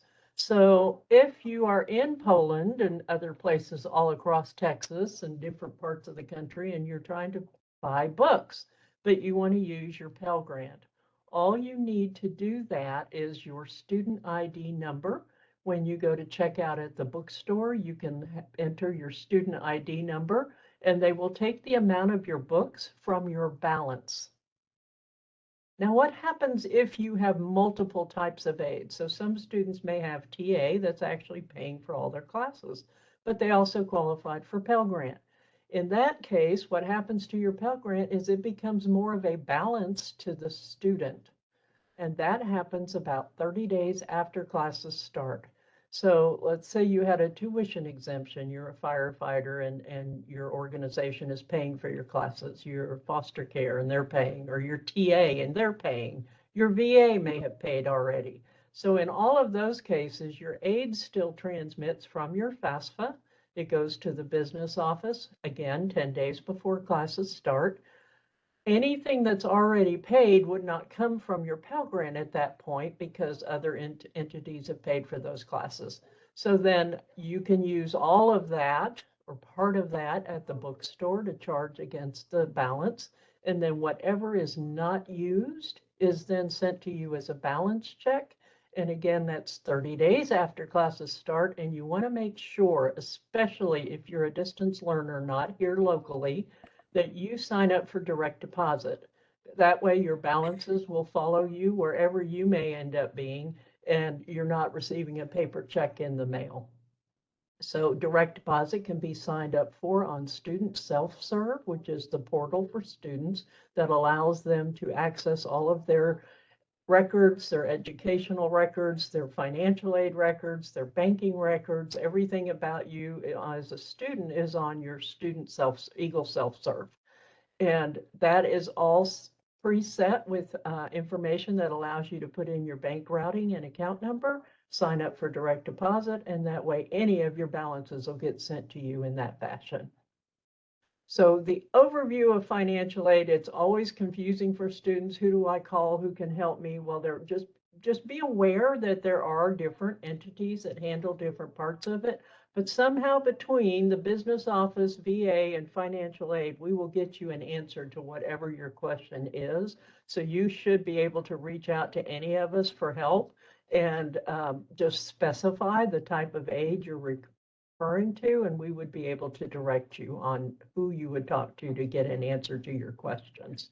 One of the other things that's a major concern always for students is, why aren't my classes getting paid for? I signed up for 12 hours and you've only released money for 1 or 2 of my classes. Why is that? Keep in mind that rule for 10 days prior to the start of classes means if you're taking classes in a 16-week term, and all 12 credit hours, which is what is considered full-time, start at the same time we'll release that money at the same time all at once, 10 days before the first start date. However, if you're splitting your classes, and when you take classes, for instance, over at Fort Hood, or you're taking online 8-week classes or shorter even, then what happens is we will only release the money 10 days prior to the first 8 weeks. And then 10 days prior to the second 8 weeks, that second disbursement would then release at that time. So you will receive your aid as long as those courses are, number one, most importantly, required for your degree plan. And two, they do not overlap terms. So if you have a class, for instance, that started in December and it doesn't finish until February, well, you started that class in our fall term and it crossed over into our spring term, we're not going to pay for those types of classes. You also get a message when you register for those courses, and it lets you know this course may not be eligible for Title IV. That is what that message means. Your course is overlapping, or it's potentially not required for your degree plan, and we won't pay for those either. So it's very important to go to the CTC Financial Aid website. We post all the term dates. We post all the information that I'm discussing with you about financial aid and how it works. And that information is always available online. And most of our student service staff are able to answer some of your questions. But keep in mind, again, it's always the type of aid and the type of question and how will things impact me. So for instance, financial aid has requirements from the Department of Education that say you have to have a certain GPA and a certain completion rate, which the school does set that information. And for Central Texas College, financial aid students must maintain a GPA of a 2.0 or higher. Also, you must have a completion rate of 67% or higher. And some of you may not know what I'm talking about. So as an example, a completion rate, if you take 12 hours and you decide you're going to drop 2 of those classes and you've dropped down to 6 hours, that means you only had a 50% completion rate for that term, and that could put you on a warning for financial aid. Then in the next term, you do it again. Now you've had 2 terms in a row below standards for completion rate, and we could put you on a suspension, causing you to lose your financial aid. Another part of that comes up quite often, and students ask me this question all the time: is it better to fail a class then, or to drop it for financial aid? Let me answer point blank. It's better to drop it if you know there's no way you're going to pass it, but both count against your completion rate. So it really doesn't matter. If you have financial aid and we paid for 12 hours and you don't complete them, whether you fail them or drop them, it's going to hurt your financial aid completion rate. However, as a student, and if it were me, I would rather simply try to recover my completion rate rather than my completion rate and my GPA. So I would recommend dropping over failing. However, I always advocate for academic studio, get tutor help, talk to someone, find out what your situation is. You heard a lot of information about go talk to your faculty member, get some help, ask some questions. Don't wait to the very end and then panic and just quit. So keep in mind, when you have financial aid, depending on the type of aid, there's different rules and different criteria that apply to all of it. But reach out way ahead of time and ask those questions early. I think that's about all I have for right now. Maricela, do you have questions for me that I need to answer from the chat? All right, let's see. A lot of the stuff I think you already discussed, but let's see here. Okay. What does max suspension mean? If I get into ADN, will I be able to use Pell Grant again? Okay, max time frame suspension. It's basically saying under our current rules, or I'm sorry, prior year rules, if a student had an associate's degree and it required 60 credit hours to complete, we would then put you on a max time frame once you reached 90 credit hours. That is no longer the case starting this fall term. We are still using a max time frame. However, the way it's going to work moving forward, if you're taking multiple certificates, for instance, and this is what would happen in the past, you took a 30-hour certificate, and then, or you took an associate's, for instance. Let me start with that first. It's a little easier. When you start with an associate's and maybe you took 40 credit hours, now all of a sudden you decide, I don't want to do that anymore. I'm going to change to a certificate. Well, a certificate requires far fewer credits. So what would happen is a lot of students would end up on max time frame because we looked at every single program, everything that counted, and added up all your hours, and your certificate only required 20. You already had 55. You're no longer eligible. Under this new system that we have implemented for the fall term, students are going to be allowed to obtain an equivalent of 2 associate's degrees, which is 120 credit hours. And 150% of that, which is what we're allowed to award for, would put you at 180 hours total. So students will have far greater eligibility for a longer period of time. However, if you are on a current max time frame now, you will want to reach out to the financial aid office and have us reevaluate you based on your current new program. So it's an individual answer based on an individual's progress and history. But very good question. Max has been handled differently in the past from where we're going in the future. So if you're on a max time frame and you have not been reevaluated yet for the fall term, let us know. Reach out to the financial aid office and we can reevaluate you to see if you're eligible again or not.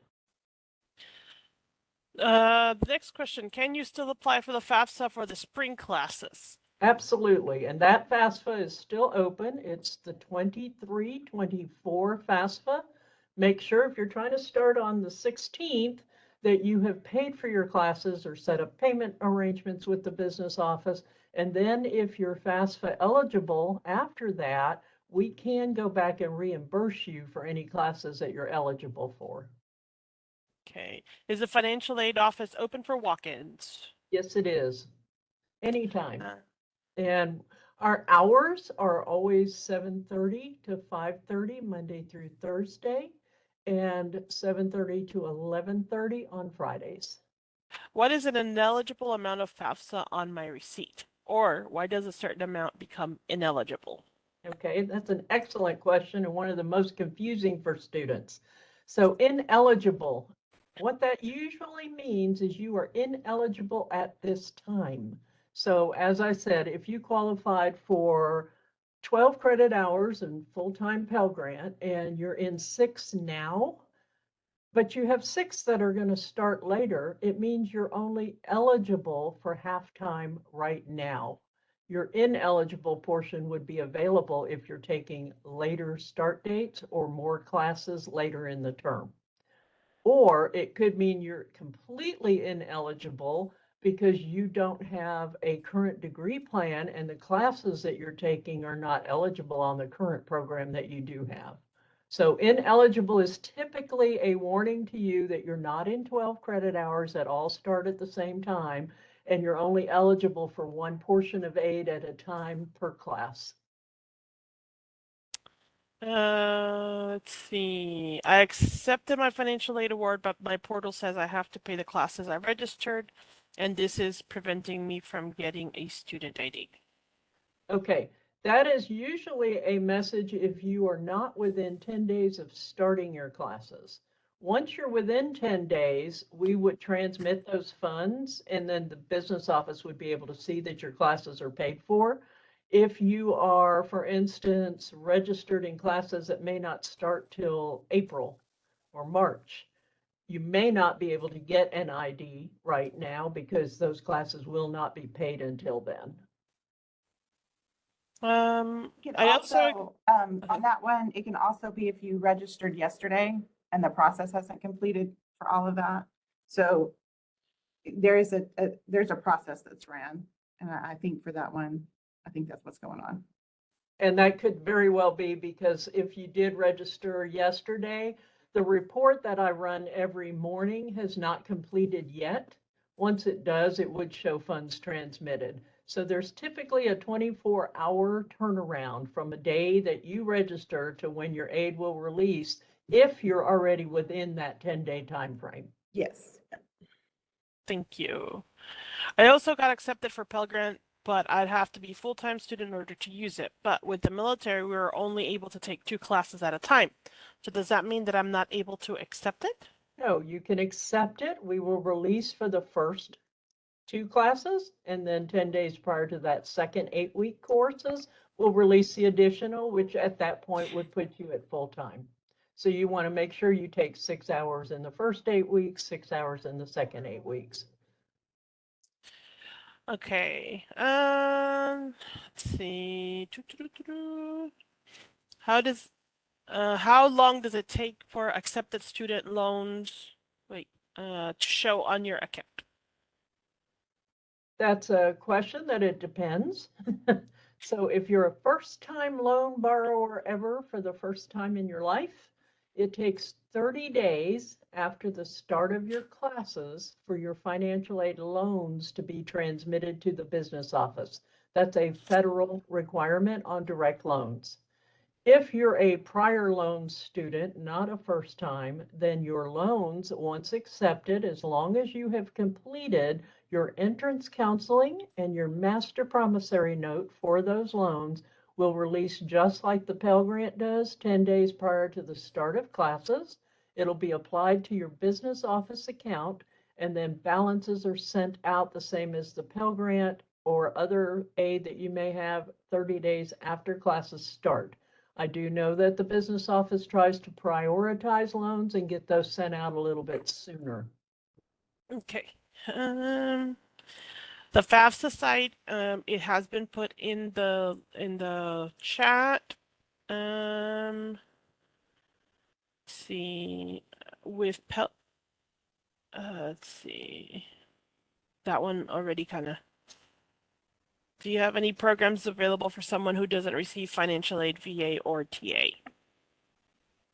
That would be a scholarship. So about the only other aid that we would offer through CTC would be the scholarship application process.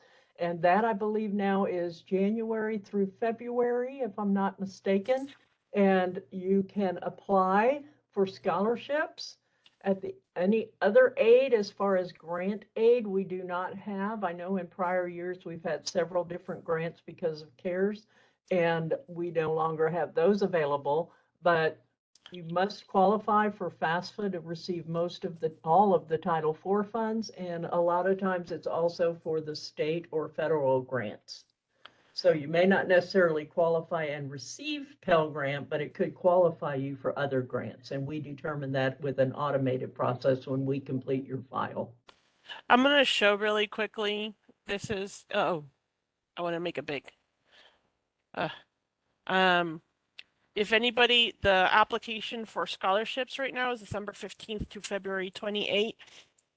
If you need to, here's the website. Take a moment, take a picture of this, screenshot it if you need to access it later, so that you can go ahead and apply for the scholarships that are going to be for the fall 24 semester and, well, 24-25 semesters.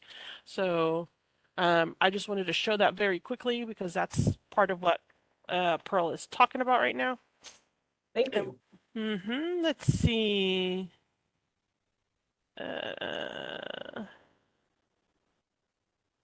Let's see. I'm trying to see because everybody's great and been answering here. Well, Can I address something while you're looking? yes.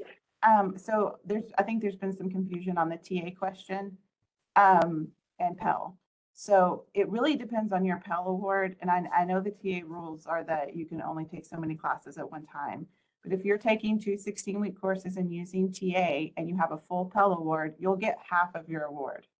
If you want to sign up for more courses and get all of it, you can use your Pell to pay for it because TA is only letting you take 2 at a time. It's your choice. But if you only take the 2 that TA lets you take at one time and they're 16 weeks and you have a full award, you'll get half of your Pell. And there's just nothing, I know that doesn't seem fair, but that's just the way that that is with the TA rules. I think those were some of the questions that were coming in as Pearl was explaining that for the other student. If you want to maximize it, then the only way to do that is to take 2 in the first 8 weeks, 2 in the second 8 weeks, and then you'll eventually get all the Pell. And we also have a lot of students that say, well, I take a lot of courses over at Fort Hood, and they've told me repeatedly that full-time is 6 hours. It is for 8 weeks, but then you'd have to take a second 8 weeks to get full-time Pell Grant. Pell Grant, bottom line, 12 credit hours is full-time, Per term. regardless of how you take those courses. Hey, Okay. Lisa, there's a question for VA. Oh, I haven't. Okay, can you read it because I don't yeah. know where it is. Lisa, they're dropping a class and they use GI Bill for it. Who do they have to notify? They need to, first of all, make sure that they send out that drop request in eTrieve and send the information to veteran.services@ctcd.edu. Typically, in veteran services, we run reports to make sure we catch students who are dropping, but ultimately, when you sign up to receive the benefit, you agree as a contract to notify us whenever you change your schedule or update your schedule. Each time you add courses to your schedule, you have to fill out a new VEC, as I had stated earlier. Sometimes when you're going to drop the class and you know you're going to pick up another class, they mention that in the comments section of the VEC. But we do ask that you notify us at veteran.services@ctcd.edu. I'd put that in the chat earlier. You can also come in and talk to us, but honestly, it's much easier and quicker if you send the email in.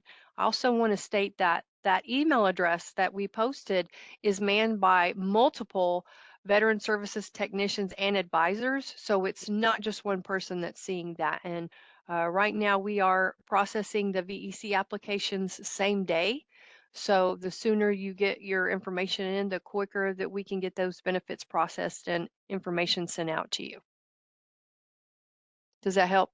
What is the form in eTrieve to drop? Is it different from what if you're using the GI Bill? It's not. There's not. There And isn't. you don't have to use it if you're dropping on your account prior to the start date. You only have to use an eTrieve form to drop if it's after the start date. Okay, guys, we kind of already started blending into the advising territory. It started, but we haven't officially made it the official start. So I would like to introduce Ms. Eva Hutchins. She is our Associate Dean for Enrollment Services, I think. Yes. Yay, I got it. She oversees all the academic advisors for Central Texas College, and I just really want to say thank you very much because she is super busy right now with last minute registrations. So thank you for being here and helping all of our students. Absolutely. I mean, if this helps answer questions and y'all don't have to come into the lobby, then that helps my staff. But if you need to come in, we are open. And we do offer appointments and walk-ins during peak registration. It is difficult to balance. So right now, I haven't looked at our appointment availability like for future days, but we only book 24 hours out. So you can't make same day appointments. If you need to come in and see us walk in, we will see you. It's not a problem. So don't be afraid to do that. Also, welcome. That's what I meant to start with. Instead of just starting, welcome to CTC. So glad you're here. Our advising staff, they're ready and willing to help. Like I mentioned, as I was mentioning, walk in. If you, our hours are that Monday through Thursday, 7:30 to 5:30. For walk-ins, you've got to be here by 4:30 to be seen. Okay. And then on Fridays, it's 7:30 to 11:30, and you need to be here by 10:30 to be seen if you're walking in. So, that's only for Central Campus, right? Yes, for Central Campus. Yes, those are Central Campus because we have hours. Some online people also. Yes, so we do offer advising through multiple resources. So if you're here locally and you want to come in and see somebody face to face, those are the hours for that. For those who could be further away, I don't want to drive, don't blame you. We have wonderful advisors in Eagles on Call, and those are fully fledged advisors, and they are open Monday through Friday, 6 a.m. to 11 p.m. That was hard to say. 6 a.m. to 11 p.m. So if you've got a burning question and it's 9 o'clock at night, you can still reach out. And this is Central, right? Because we had some Central people Standard. from Hawaii and Washington and all Yeah, that. we are not, they're here on campus. They only see students through phone and email, but they are, so that, they are Central Standard Time Zone. I'm in a minute, because I can't do two things at once, like talk and do things. I'll put all of that information for those contact offices for advising into the chat for you guys, okay? And then let's see, if you are here locally and you are doing like a career in technical education, such as automotive or welding or diesel mechanics, things like that, we have advisors in that building. Our CADE advising office is in the building 253 here on campus, and their hours are the same as our central campus hours I mentioned before. So, we also offer advising and veteran services. So if you need to work with an advisor to change your degree plan and you're in their building, they're going to get you to Mr. Tim. So lots of advising options and resources, right? What are we here for? Well, pretty much for a lot of everything. And sometimes we'll be referring you to another office to take care of it, but we'll be able to make sure that as far as your degree plan goes, if there's like a financial aid question, is this class eligible? We'll be able to tell you if it's on your degree plan or not, things like that. So make sure you get to know the advising office. They're wonderful. We might need to change your degree plan. Say you put down on your application a program, and then later on you're like, I actually changed my mind. That's fine. We'll just need to change that for you. So you do have to reach out to your advisor. And then we also review TSI, which is a state requirement. Some of you may not have to do that, or you may be exempt or waived. So just know that if it pops up on your account with a TSI hold, you need to reach out to your advisor. We'll review your account, probably ask you some questions, and then get that taken care of. TSI is state mandated testing for Texas bona fide residents. So making sure you're college ready in reading, writing, and math. If you're not, we're going to make sure you take the classes to get you to that college ready status. Okay. So that is, there's a lot of things we do, but those are degree plans, and TSI are two definite big ones. And those are the kind of things that, as you're a new student, which, some of you may or may not be a new student, but if you're a new student, those are two things that from the beginning, you're dealing with those two things so that you can register for classes. And then of course, class scheduling, making sure you're on track to graduate, things like that. You will hear from your advisor if at any point you fall below 2.0 on your GPA. So that's something we'll make sure we provide resources and requirements. And there is a probation policy at CTC for academic standing. So you don't want to get there. So none of you are going to do that. No falling below 2.0, because that's the standard to graduate. So that C average, that's what we're shooting for. If it happens, just like I said, we're going to be reaching out to you. If you already know it's happened and we haven't reached out, you can reach out to us. We want to make sure we provide you the resources that you'll be able to use to hopefully, repair that and keep going and graduate, because that's the goal. Do we still have time? I don't know. Yes. We do have a question. Yes. For questions, yes. Will you tell me? There was a question before, and I because somebody couldn't see their degree plan, like the planning, like where it shows where their degree and what they're missing and all of that. Progress. Progress, that's the one. What could be one of the reasons for that? Okay, so for a new student, for you to see all of that, there is a process that gets done when your application imports, and there's every once in a blue moon where it doesn't run correctly. And I have students, so it depends on if when you log into your account, like, was there anything there, or was it just the degree plan was missing? Is that somebody who's, if we have their information, if you can email advising, we'll look that up for you and get that fixed. It could be a couple of different things. But here, if you're a new time student, this is what your account, it won't maybe have the employee module, but you'll see these modules with student planning, financial aid, student finance, banking information. If you don't see anything there, that is a glitch with when your application imported, and we have to run a report and fix that for you. So if you log in and there's nothing there, email us, let us know. If there is nothing when you click on student planning, then you have no active degree plan on file, and we also can fix that. Okay, but there should always be, after your application imports, there should always be your active degree plan based on what you file on the application. I know that there was a question about the banking information. There was quite a bit. That is the module, and when you click that, it's just going to be another link, and it says add bank. Add that bank. What they do is they verify bank accounts every Thursday. So like they make sure that it's working correctly for that transfer, right? So if you added it today, they should hopefully verify it tomorrow. If you add it after a Thursday, then it'll be the next one, of course. For financial aid, I know that there was a few questions. This is where you would look at all your financial aid stuff.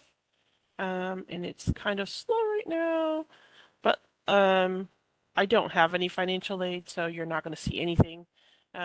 But that these are is some other a good picture of what the module looks like. So, you know, if you see anything that says action needed, then make sure you follow those steps and finish that out. Said financial aid, I'm listening. How does he do I heard you, Pearl. I heard you.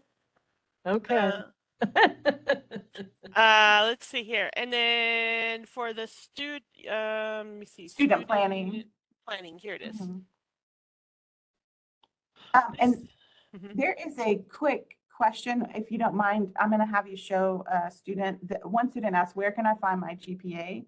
Mhm. Can you click on the left side there, the hat, the grad cap?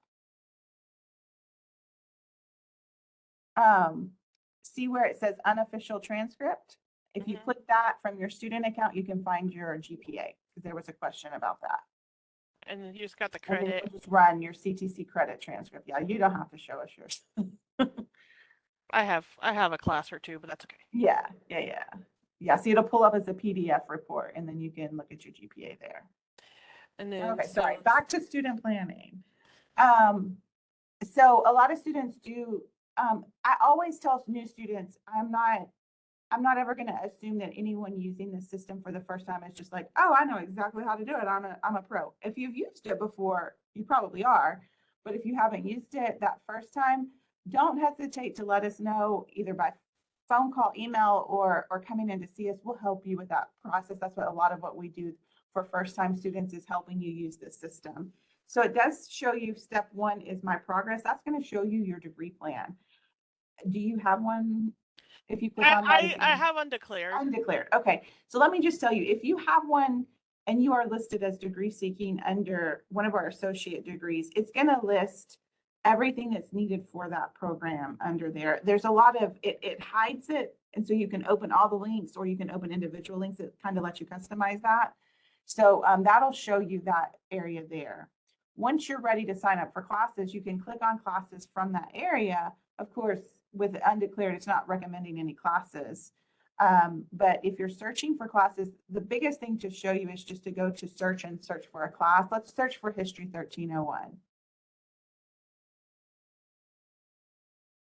Okay, so the biggest thing right here is a couple of things not to do.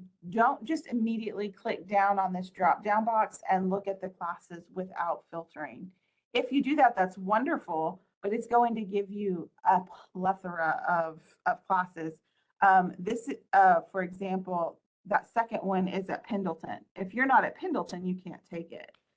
So if you were to select it, you're going to just get into a circle where it doesn't let you. If you know you want to take a class online, or at Fort Cavazos, or Central Campus, or Pendleton, you know, you might be there. Great.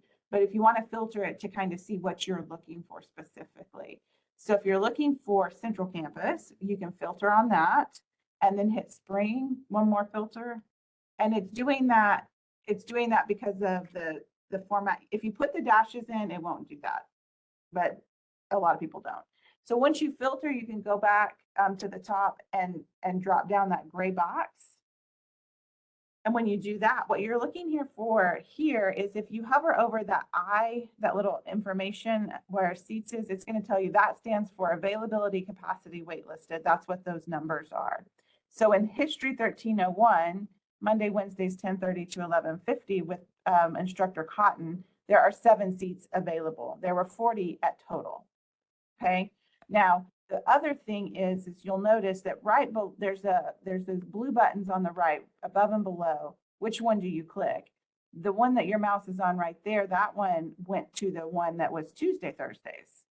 That gray box that she's highlighting, it has to be within that for it to be that class information. So you just want to make sure it's always directly across from the class section number all the way to the right.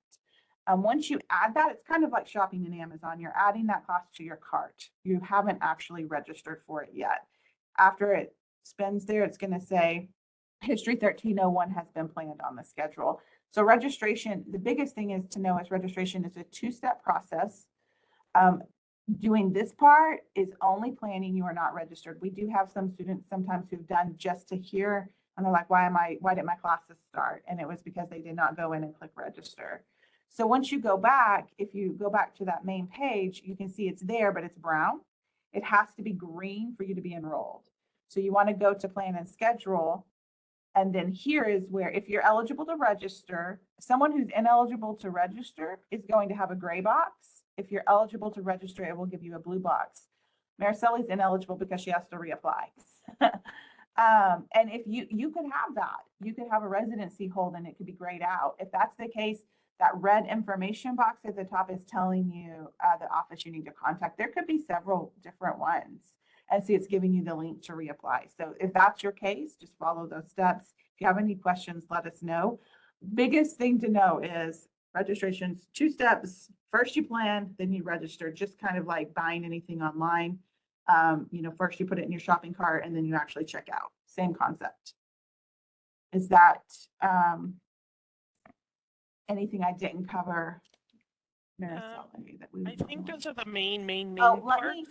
let me just, can you, on that top page where it's got that blue section, can you X out of the red note so that we can read the full thing? There's something behind it. That very first line there says financial aid. Students receiving funds must take classes that start and end with each of the specified term dates. Carol mentioned that earlier. I know she did. That's part of your eligibility for Pell. If you do not have to remember what those dates are, we are going to have them up at the top of your account every time. So just remember, if you're outside of that window, it's going to make it ineligible. So if you have a class that starts in April and ends in June, it won't be eligible for Pell. It's got to start in spring and end in spring. And it always tells you those dates at the top of that. So your account is there.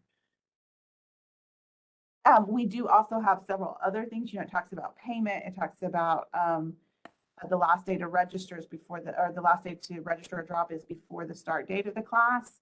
And then if you need any registration help, like if you're getting a prerequisite message, then you can always email that email there, let them know what's going on. Again, I know I heard when I came in, one of the professors was talking about when y'all email. Same for us. If you don't tell me who you are, I don't know who summer123@gmail is. If you don't tell me who you are and you just say, hey, I'm seeing a prereq message when I try to enroll in this class, I'm going to have to say, who are you? You can tell me who you are and you can tell me you have a prereq block, but if you don't tell me what class and information, like I can guess sometimes, but you know what they say about guessing and assuming. So I don't like to. In fact, I don't ever guess. I'm not going to answer you if I can't look at your file, okay, in an email. I have to be able to look at your file. So please, if you don't know your student ID, just give us your name and date of birth. But it's the same thing that the instructors were talking about earlier. All right. That was a super quick overview, guys. Yes. And I know that you probably want way more information. Unfortunately, it's too much for us to add into the orientation. But and the other thing too is that a lot of it, like she said, is very specific to you. Yes. So it's kind of hard to be, oh yes, what we're gonna say covers for everybody because it's not that simple most of the time. I do see a question I can answer. How much do you have to pay to drop a class before the semester starts? There's no charges if you drop prior to the start date. So it's if your start date is January 16th and you're dropping before, you will not have any charges. Your account will let you drop on your own. Midnight, January 16th, 12:01 a.m., it's going to not let you drop And after that, there would be charges, not 100% refund. So if you think you won't take a class or you need to change classes, change now if it's for January. All right. So Anything else? we're gonna have to move on. Okay. I know that you probably have to go and help everybody I'm out gonna over there. move back up to the front lobby so I can help anybody coming in. Oh, before I'm gonna mute and I'm gonna put in all of my contact information, all of the offices, and then I will say it. Perfect. Okay. All Thank you, right. Miss Thank you Sally. very much. Thank you for doing this. We'll see you soon. All right. So we're going to continue. I see campus police somewhere in there. They're kind of hiding still, but it's time for us to talk to them and get a little bit more information about security and safety. Today we have Officer Bass. She is going to be the one that is going to be talking about safety and security, and it's on a lot of it is specific to Texas, but a lot of it also can be used outside of Texas. So I am gonna let me bring this up really quickly. Are you seeing the correct screen? Yes? Okay. Good. Thank you. Officer Bass? Oh, she's gonna close her door real quick. And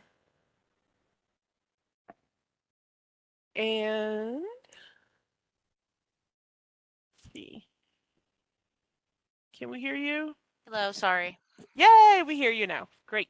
Thank you. Okay, so, and I'll just tell you whenever to change slides. I didn't hear anything you said just a minute That's ago. fine. Okay. I'm Officer Bass. I'm here for Chief Barragon. He's out today. So basically, I'm just going to give you an overview of what campus police do. We're on main campus, and we respond to Fort Cavazos as well, formerly Fort Hood. So who we are, next slide, is we are not, these are funny pictures, but these are not what we are. We're not security guards. You know, we're really police officers. Can you switch slides? Police officers for the state of Texas. We have attended a police academy. We are certified by the state of Texas and have arrest powers and jurisdiction within Bell County and Coryell counties that our campus covers. Next slide. What we do is we respond. We're all basic police services. Anything you would call 911 for, or campus specific issues. We also handle parking permits in our office. We do services such as unlocks and jump starting with waivers. You just sign in and show your ID. We can also provide escorts to classrooms and vehicles if needed. We also keep a lost and found. So if you are on main campus and you lose something, either you can check with that building or you can check with us. Usually other departments will return things to us and we'll log them and keep them in safekeeping. We also have basic first aid available when we respond to calls of that nature. We are available 24 hours, 7 days a week, and our main phone number is 254-526-1427. If you call the listed 1200 number, it goes straight to the office. It's not the best number during outside of business hours. So use the 1427 number for if you have an emergency or need our assistance. Next And slide. this is I just want to say really quickly, anybody that's going to be taking classes here on our campus, they should take a picture of that phone number or add it to your cell phone right now. Yes. Because you never know if you're going to need it.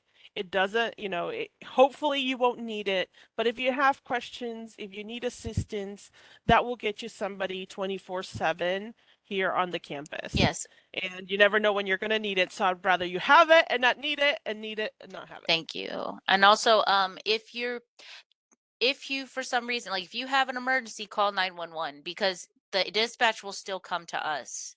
if there's a 911 needed, kind of an emergency, the dispatch will still call us if you call 911. So don't worry about what number you need to call. You can still call 911 if it's an emergency, or you can call directly to our line for main campus. And I'm gonna also paste here the link for our campus security, campus police, our main information from the main website. I'm just going to put that in the chat just so you can have it. So if you can, those are there so you can get all the contact information and also review all the policies and rules and other information that we left on the website.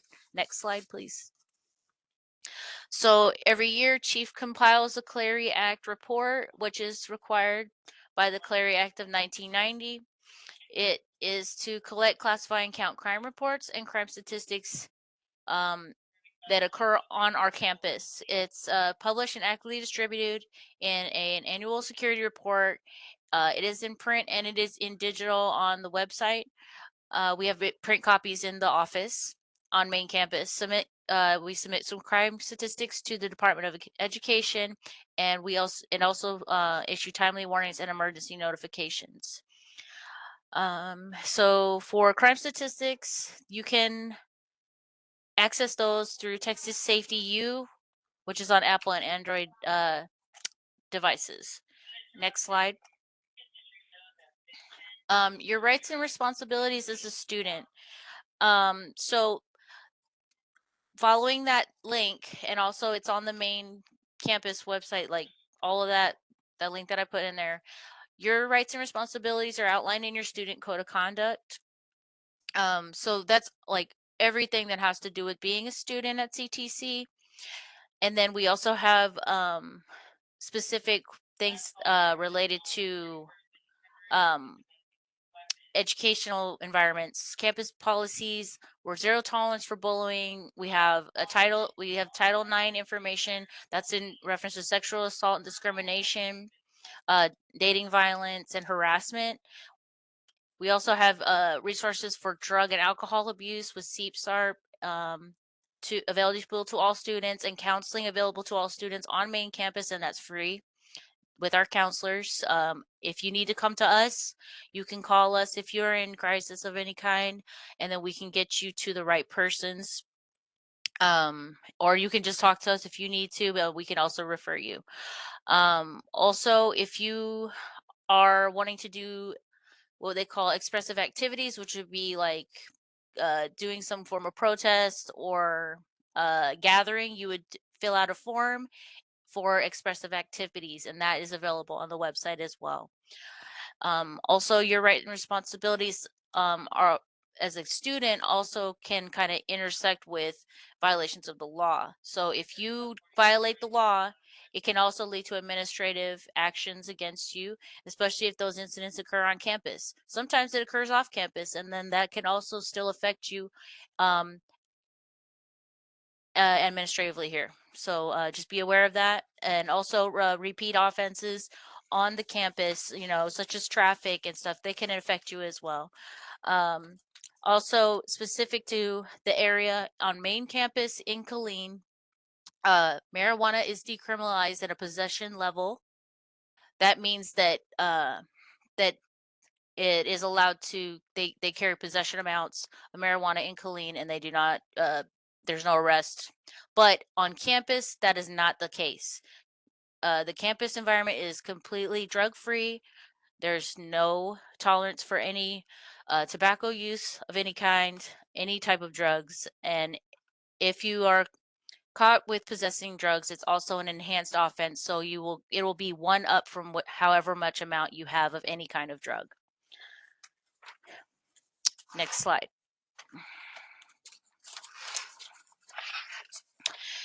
We have a system in place for the Eagle emergency alerts. It's for campus safety. It's for campus-wide. All students will be able to receive this information. When an emergency occurs, our emergency alert system, Omni Alert, will send an email, text messages, and voice messages to student and employees. The applicable situations would be emergency situations for unscheduled closures, evacuations of campus or one of our facilities, satellite campuses, etc. And it includes weather closures, power outages, police emergencies, catastrophes, and or hazardous exposures. Also, major traffic congestion, traffic accidents that will could cause you not to be able to access the campus, be late, like extend delays to access campus, miss your classes. We would put that out if that was a concern. It says the alert system will not be used for promotional purposes or for scheduled closures such as holidays. Those are all announced on the calendar on the website, and through your student emails and such. Next slide. I just want to add to this because a lot of individuals don't realize this, but specifically, like for example, we're expecting a freeze next week. And if for some reason the campus is going to close, that's an example, a really good example as to when you would get it. So please log in, take a moment and take a picture again and look at your what you have in your system, because if for some reason classes have to be canceled or anything like that, it will go out through the Omni alert system.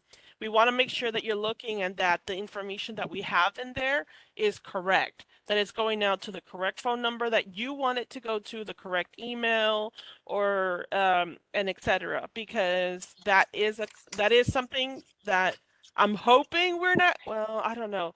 It's kind of a two thing. Part of me wants that to happen because I can just roll over and go back to bed. But you definitely don't want to come to campus if they're sending out an alert saying that for some reason classes are closed or delayed, and and we sent something out and you didn't get it. Yeah. So We don't want please, people please, please. attempting to come to campus during a freeze. It is very dangerous on the roadways. It's not advisable. So yeah, if that becomes the case, we will put out that alert. Can I get the next slide? So this is how you would, no, the next one. Oh, sorry. The next, Yes. yeah. So this is how you get your Omni alert set up. You get into log into Eagle Alerts. This will be on your Eagle self-service, and then here is your there's instructions how to get into that. You use the lowercase letter C, your student number, and then your first login will be your birth date. But then you have options to send it to wherever you want to, multiple email addresses and phone numbers. Always select at least one notification method besides text message, since cell phones are not always reliable in an emergency situation. You may go in and edit or add your profile to your profile at any time. So you have multiple options to receive messages that you can set up for yourself in your Eagle self-service. And that's where you would that account has multiple uses. You have access to those as a student. Next slide. And about the law.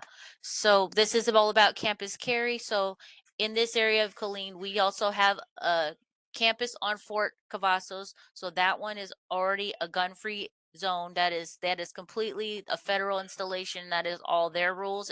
We just have classes on the campus. Their rules are what overrides on over there.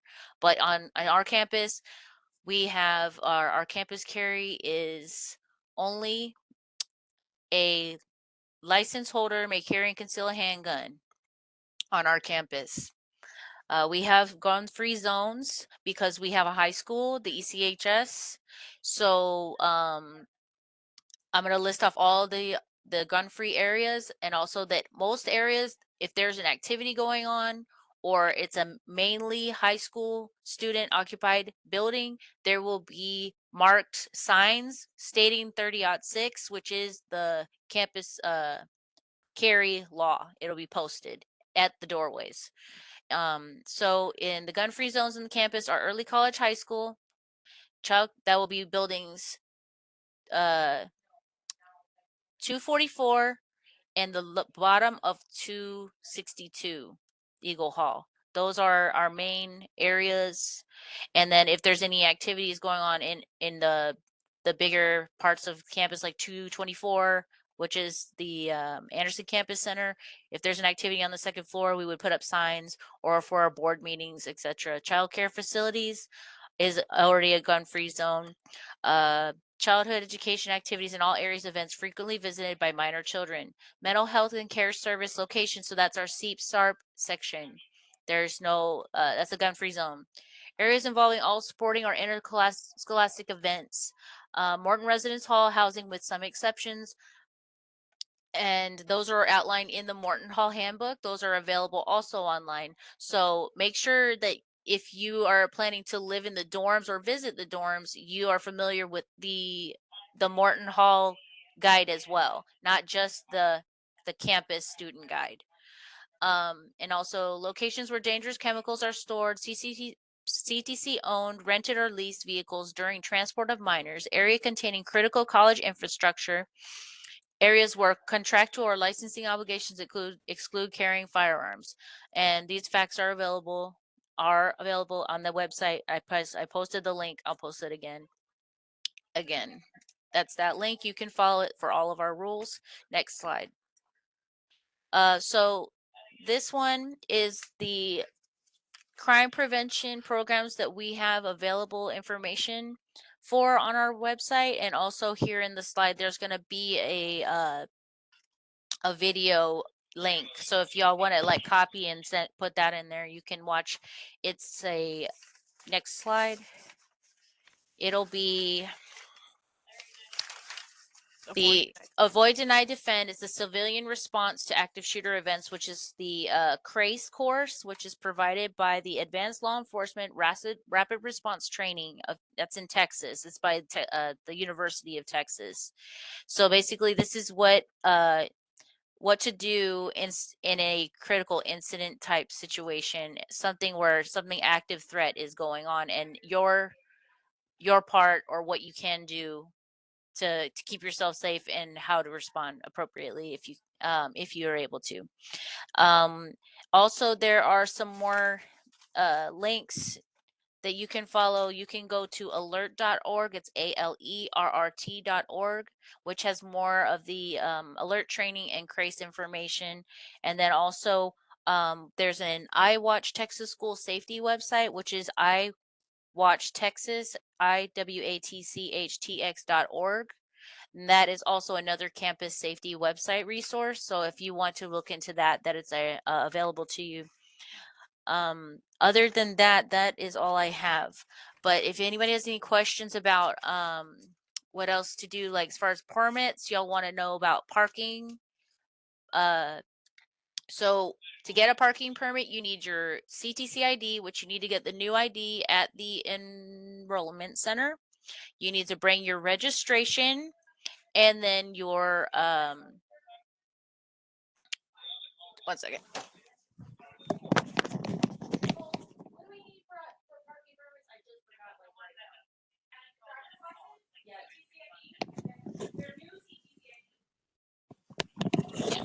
Driver's license, CTC ID, and registration. I'm sorry, I just blanked out. And so yeah, just make sure you get your new ID. And so if you have a paper tag, you don't need to get a permit yet. You just when you get your hard plates, then you will come in and get your permit, your parking permit.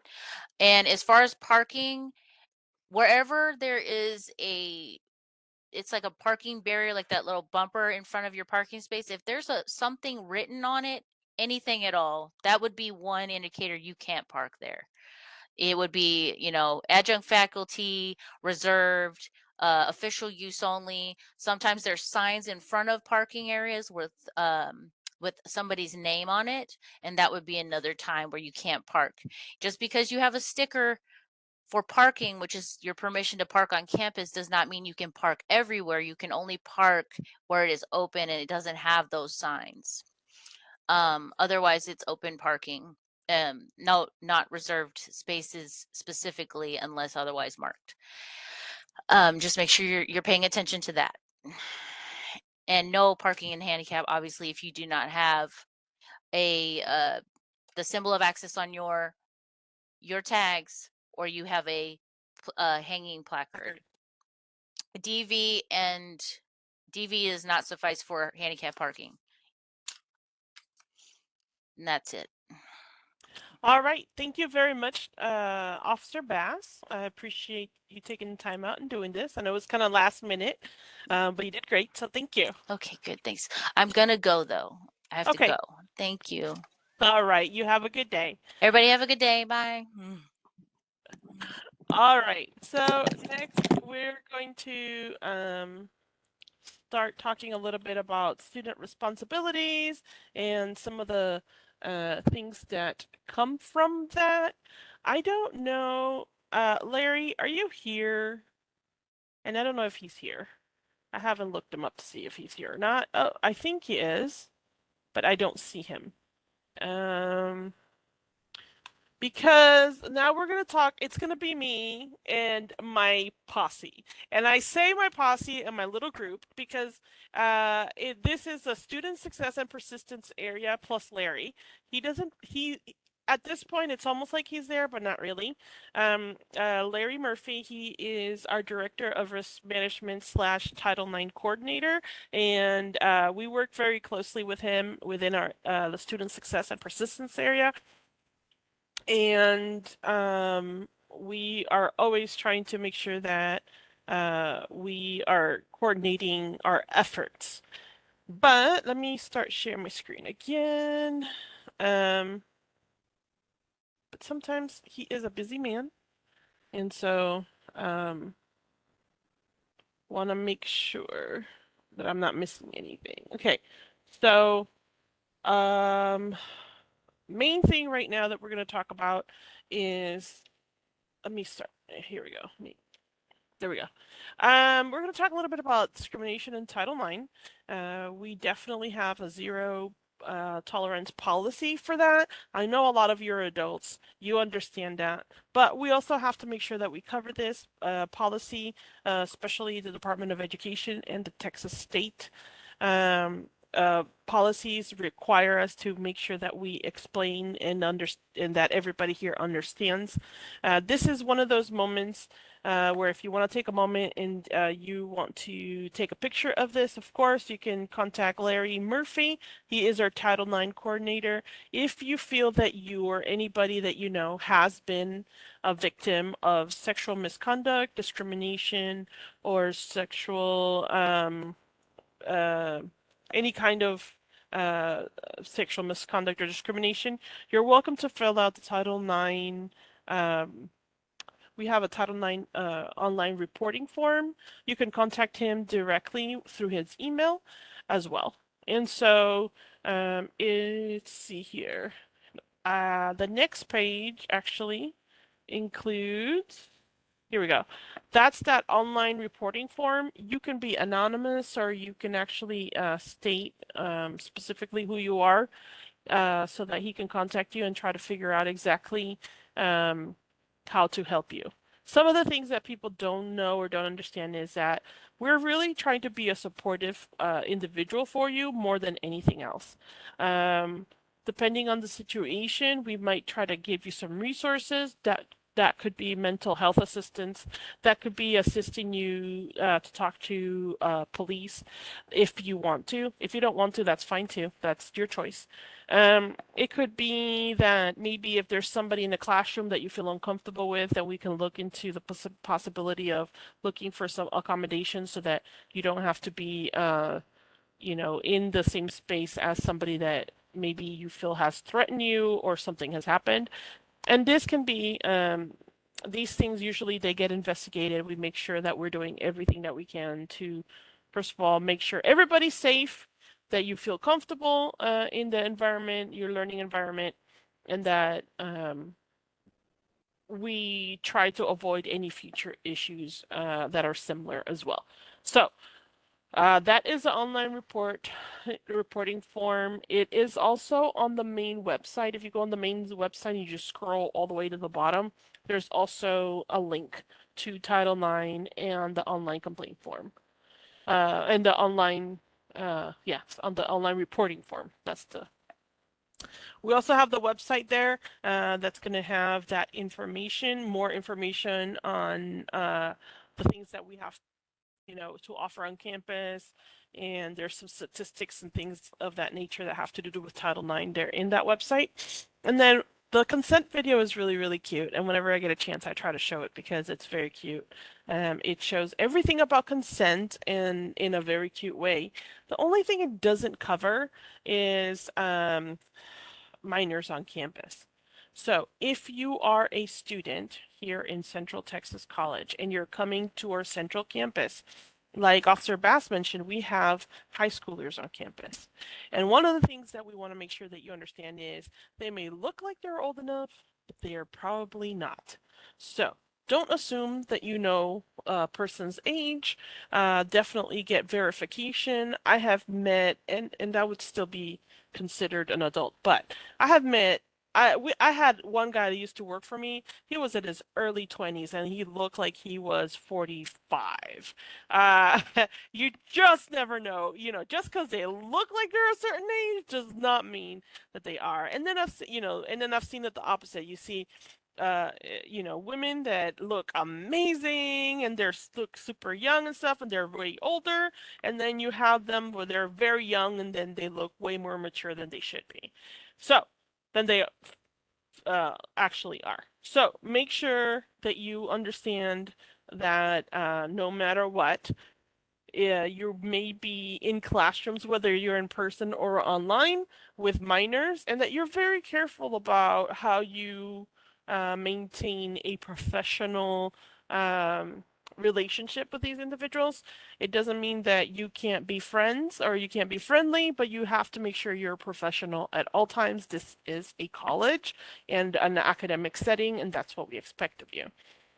To clarify that even more, including Title IX and a whole bunch of other policies, I'm going to take a moment. You need to look at the student handbook and the college catalog. But specifically, the student handbook is the one that's going to talk about what the expectations are for you as a student. That includes your rights and your responsibilities. That includes how you should act or should not act on campus with certain behaviors. For example, we have a policy in there of how to use our computer systems and our internet here on the campus.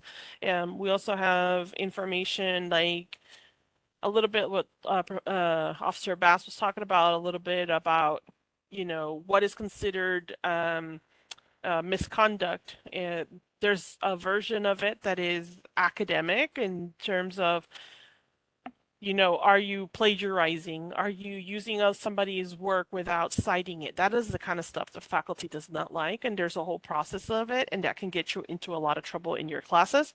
But then there's also about a whole area that covers how you should act and react that has nothing to do with academics. It just has everything to do with how you act and react to circumstances. One of the things that I need to make sure that you guys understand and know about me, I have a lot of the fun stuff as director of student life and activities. I have fun. I like to do the events like this virtually. You can find me virtually all over CTC. But I also have the hat of main student conduct officer. So that means that if somebody is acting in a way that they shouldn't, if they're making poor choices, I may actually end up talking to you and seeing, hey, what's going on, and trying to figure out if there should be some consequences to it. I say that you don't have to agree with what you hear. You don't have to like the people you're around, but there is a way that I am going to hold you up. There is a way to deal with situations, even if you don't like them, or if you don't appreciate the way that things are being handled. I'm still going to hold you to a standard that is considered professional and academic. So keep that in mind. That is something that we do here, and it's all delineated in the student handbook as well. Some degree programs actually, some degree programs also are much more strict. Examples of that are any of the nursings and aviation. They have an even higher ethical conduct because of what you are going to be doing and how you're going to be handling some of these situations. So please make sure that you look at the student handbook. If you have any questions, you're welcome to contact me. And then I saw something about talking about AI and using Grammarly and stuff like that. I know that the faculty is currently working on a policy on how they're going to address AI and things like Grammarly. But what I would recommend is that you talk to as of right now, what I know is that each instructor is handling it differently. So if you're going to use it, or if you plan on using something like Grammarly, make sure that you have a conversation with your faculty member, ask them what they think about it and how they're going to grade you if you do use some of those resources. That's a really good question, so thank you. The catalog, this is another great resource for everybody. This has every single degree plan that we offer, a description of every single class. And usually what happens is when you become a CTC student, as a student, you get assigned a catalog and a degree plan. That means that if that is a degree plan you're following, if they change the degree plan for any reason, even after you take classes, you're still going to be held responsible for that degree plan based on the catalog. So it's really good for you to look at this. All of these are online, and we have historical data from every single catalog that we've ever had on our website, so that you can always refer back to that. It also has a lot of the policies, things like withdrawal policies and what's considered full-time and versus part-time, and a whole bunch of other things for the academic year. So please look at that document. Student expectations. This is really important, guys. Right now, we are going to consider you an adult, whether you are or not. A lot of you are, most of you are, but if I'm going to kind of just kind of quote and kind of say, even if you're emotionally not an adult, we're still going to treat you like an adult, okay? Because I have met some 16-year-olds that, they look like they have the weight on their shoulder and super mature, and then I've met 30 years old that still don't have it together emotionally. Either way, it doesn't matter. We're going to treat you all the same. Having said that, you need to advocate for yourself. You cannot expect that somebody else can come on for you and actually say, well, I need some, oh, look, my son, can't handle this situation. Can you help him out? It has to be you that asks for help. It has to be you that talks to your faculty. It has to be you as a student that comes up and says, I need help with advising, or I need help with this situation. Where do I need to go? We expect the student to be the one to step up and do it, which is why I say we're going to treat you like an adult, regardless of what age you are. And I've actually, to be fair, I'm not gonna lie, I've had certain times issues with people that are way older, acting more as what we would consider an adult than some of the younger ones. So keep that in mind. It's not really about the age, it's about you and making sure that we're keeping you up to the same standard that we request of everybody else. Syllabus, faculty already mentioned that to you. It is very important. It's like the contract between you and the faculty member and what's expected for that class. Read it, follow it, make sure that you know about it. Attendance, it's so important. And attendance doesn't matter if it's online or in person. That means even if it's an online class, that you are logging in consistently, doing your work consistently. If you're in an in-person class, that you're actually showing up for class on time, ready to work, and ready to study. Integrity is a big part, and this is kind of where AI comes in, because that could be considered academic integrity issue. If you're not honest and responsible with your homework, for example, if you're not honest with the people that are here on campus trying to help you, we really need to make sure that what you're turning in and what you're doing, not just now, but also towards the future, matches, again, that adult-like mentality that we're expecting of you. Civility. Look, this is how I put it to most of the people I talked about. It is not about how people act towards you, it's how you act and react to them. That's what I'm going to hold you to. I have had students, because I'm a conduct officer, come in and curse me out. I am not going to get back on their level and curse them out either, right? That is not how we do this. Again, refer back to adult mentality, right? Maturity. It is very important. You don't have to agree. You don't have to like it. But there is a way that you can express yourself, and you can let people know that that is not okay with you without coming at people, hurting people physically, mentally, or emotionally. Also, one of the other things that happens is that this is an academic environment. That means that you're going to be exposed to individuals that have different ways of thinking, that have had different experiences, and they may or may not reflect you as an individual. They may not be what you're used to. You may not like what they have to say, but that is their experience. And I believe CTC, one of the things that it has as a blessing is that it's very culturally diverse. Not just in the terms of, I have met people from basically every single, country, not sorry, continent. I've met people from every continent, minus the Antarctica because, we don't get that kind of stuff here. But, we get people from all the continents in a whole bunch of different countries, just ways of thinking. We have military students versus non-military students versus veterans, and we have high schoolers, we have people from all over, and they will all have different ways of thinking.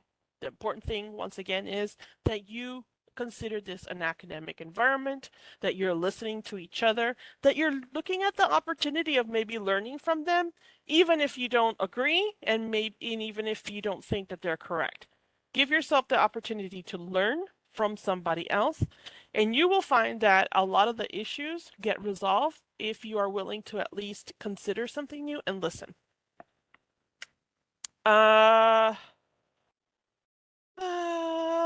We already kind of talked a lot about that. Resources, you need to start using them from day one. And we're going to talk in a minute about some of those resources, and we're going to give you way more information about them. But start using them from day one for sure. We want to make sure that you know about those resources that are available for you and that you use them. That means things like tutoring. We've already kind of in the chat talked a little bit about tutoring. Yeah, go meet your tutors. Make an appointment with a tutor from day one. Just introduce yourself. If you don't like math or you don't like writing, from the very beginning, say, look, I don't like math. I have to take this class. I need you to be one of my best friends during this semester. We need to have a really close relationship because I'm going to need your help. Make that connection with your tutor. Make a connection with somebody that's going to be able to help you through it and become a resource to you. Some of those resources, and here are some of them. Academic Studio. There's a lot of things that you can find in the Academic Studio. And that includes assistance for students that maybe need assistance with paying for childcare, maybe paying for transportation, maybe paying for books and materials if you qualify. Those three things you have to qualify, but we have programs that actually can help our students that have vocational style classes, workforce initiatives, pay for those things. As well as the tutoring. It's also out of the Academic Studio. We have career services. Career services, they will do an assessment with you. You can take an assessment online. Actually, it's on their website for free, and they'll go over it with you. If you're like, I don't know what I want to study, I don't know what I want to do when I grow up, I don't know how to deal with this, what degree plan to get into, they can help you with all of that. Disability support services, Dr. Shank is going to talk to you in a little more about that.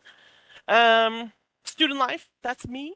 Fun activities and things to do. And then we also have a residence hall on campus. Your faculty in the academic department definitely should be a resource that you consider at all time. Campus police, you already met Officer Bass. Chief Barragan is one of the most chill dudes, and if you want to go talk to him, he just really enjoys having that kind of connection with our students. We're going to have our mental health counseling program. We're going to have them talk to you. That's the student employee assistant program. The library, do you know that the library, if you turn in your paper, like a paper, they'll actually correct it for you and give it back to you within 24 hours? If you just need somebody to proofread your work and make sure that your citations are correct and all that stuff that, the faculty is going to hold you to, you can submit and be like, hey, I did my work. Now, they're not going to do your work for you. But if you're like, hey, I did this whole report, I need to make sure it looks okay and that the citations are correct and all of that, the library will do that for you for free. You don't even have to pay for a service. There's people that make you pay for you for that service. They do it for free here in the library. And it doesn't matter where you're located, you just submit it to them. If you go to the library website, they'll look it up and then they'll return it to you. You got to give them some time to look at it, but hey, again, free. And they'll tell you, no, you might need to, fix this here, and the citation, you're off, you need to fix it like this, and they'll do it for you. They'll help you figure it out. Tutoring, like I said, we have virtual and in-person tutoring out of the academic studio. And I think Morgan talks a little bit more about that, but if not, we can definitely talk more. But it's free. Again, it's free. All you have to do is make an appointment so that you can make sure there's a tutor there. If you want to do a walk-in and they don't have anybody that they're working with, they might, sit down and work with you. But if not, if you want to make sure that you have a dedicated hour to you, then you can make an appointment and, do it for all your classes. Why not? Let's make it happen. Let's see, student services. We have academic advising, financial aid, veteran benefits. All these people that you met today, they're a resource. Use it. They put in the chat, they put their emails for a reason. Contact them. And then the gym, we have a gym here on campus, and that's a lot of fun. They have intramural sports. It's a gym / natatorium because we have a pool. We have volleyball, basketball, and a great workout room. And they do a lot of other stuff, but that's just a few things there. You have here the link to a lot of those campus resources, but it also includes resources outside of this, just within the community here. So you are always welcome to contact them. And that's the phone number and the email to the academic studio. If you have questions, you're definitely use it. Take a picture of it, contact them. They are here to help. I am now going to introduce one of these resources. I mentioned a little bit about the Student Employee Assistance Program. That is our mental health group here on campus. And I'm just going to ask Nadia Filimonova, she is our counselor, to come on up if you could and maybe talk a little bit about what her area has to offer. Good afternoon, everybody, and welcome to CTC. We are here on campus, Student and Employee Assistance Program, Substance Abuse Resource Center, and I'm your mental health counselor and support here on campus and also virtually. We offer telehealth. So if you're somewhere else, if you're not on campus, you can always reach to us and we will be able to connect with you. We are here to help students with counseling services. We want to support you in facing challenging and doing well in college and in your life. You can talk to us about your feelings and we can come up with some strategies to help you and handle these different issues. It is safe environment, free of charge and confidential. We are here to help you to succeed. Some issues that you can come to our offices, to these counseling services, are depression, anxiety, some issues with family. It can be also, we can help you with time management, with anything that you can think we can help you. We are here for you. We also offer some group counseling, and we have groups available for you like AA, Alcoholic Anonymous, OA, Overeaters Anonymous. We offer dorm groups, and we can cover some topics like how to make friends or how to deal better with anger, or maybe like how to build good relationship. One group that I want to introduce this semester called Mindful Hours. And mindfulness is a research proof strategy or practice that can help college students to be more relaxed, more focused, succeed in life and college life. So we will have this group every first and third Wednesday from 1 till 2, and it will be offered every on those days that you can see on a flyer starting in February. If you consider to attend the group, please do and contact us. From now, I am going to introduce Wally. Wally is our office assistant, and she is the one who will tell you how to contact us, and you will see her helping you to set up appointments with our licensed mental health counselors. Thank you very much for your attention, and looking forward to see you. Hello, good afternoon. Wendy. I'm Wally Rios and the office specialist for the Student and Employee Assistance Program Sustainable Resource Center. And our next event is gonna be the back to school open house. It was that one. And it's gonna be on Wednesday, January the 24th from 1 to 5 in our building, 264.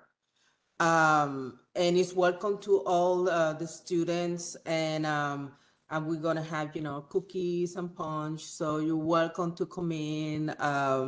And there's gonna be different topics that we're gonna talk about. So you're welcome to come stop by. If you don't know where a building is, I think next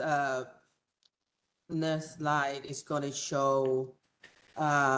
This is where we are located, building 264. It's a little tiny house next to the early college high school in Success Way. But that's building 264. So you're welcome to stop by. Again, it's all gonna be on Wednesday, January 24th from 1 to 5.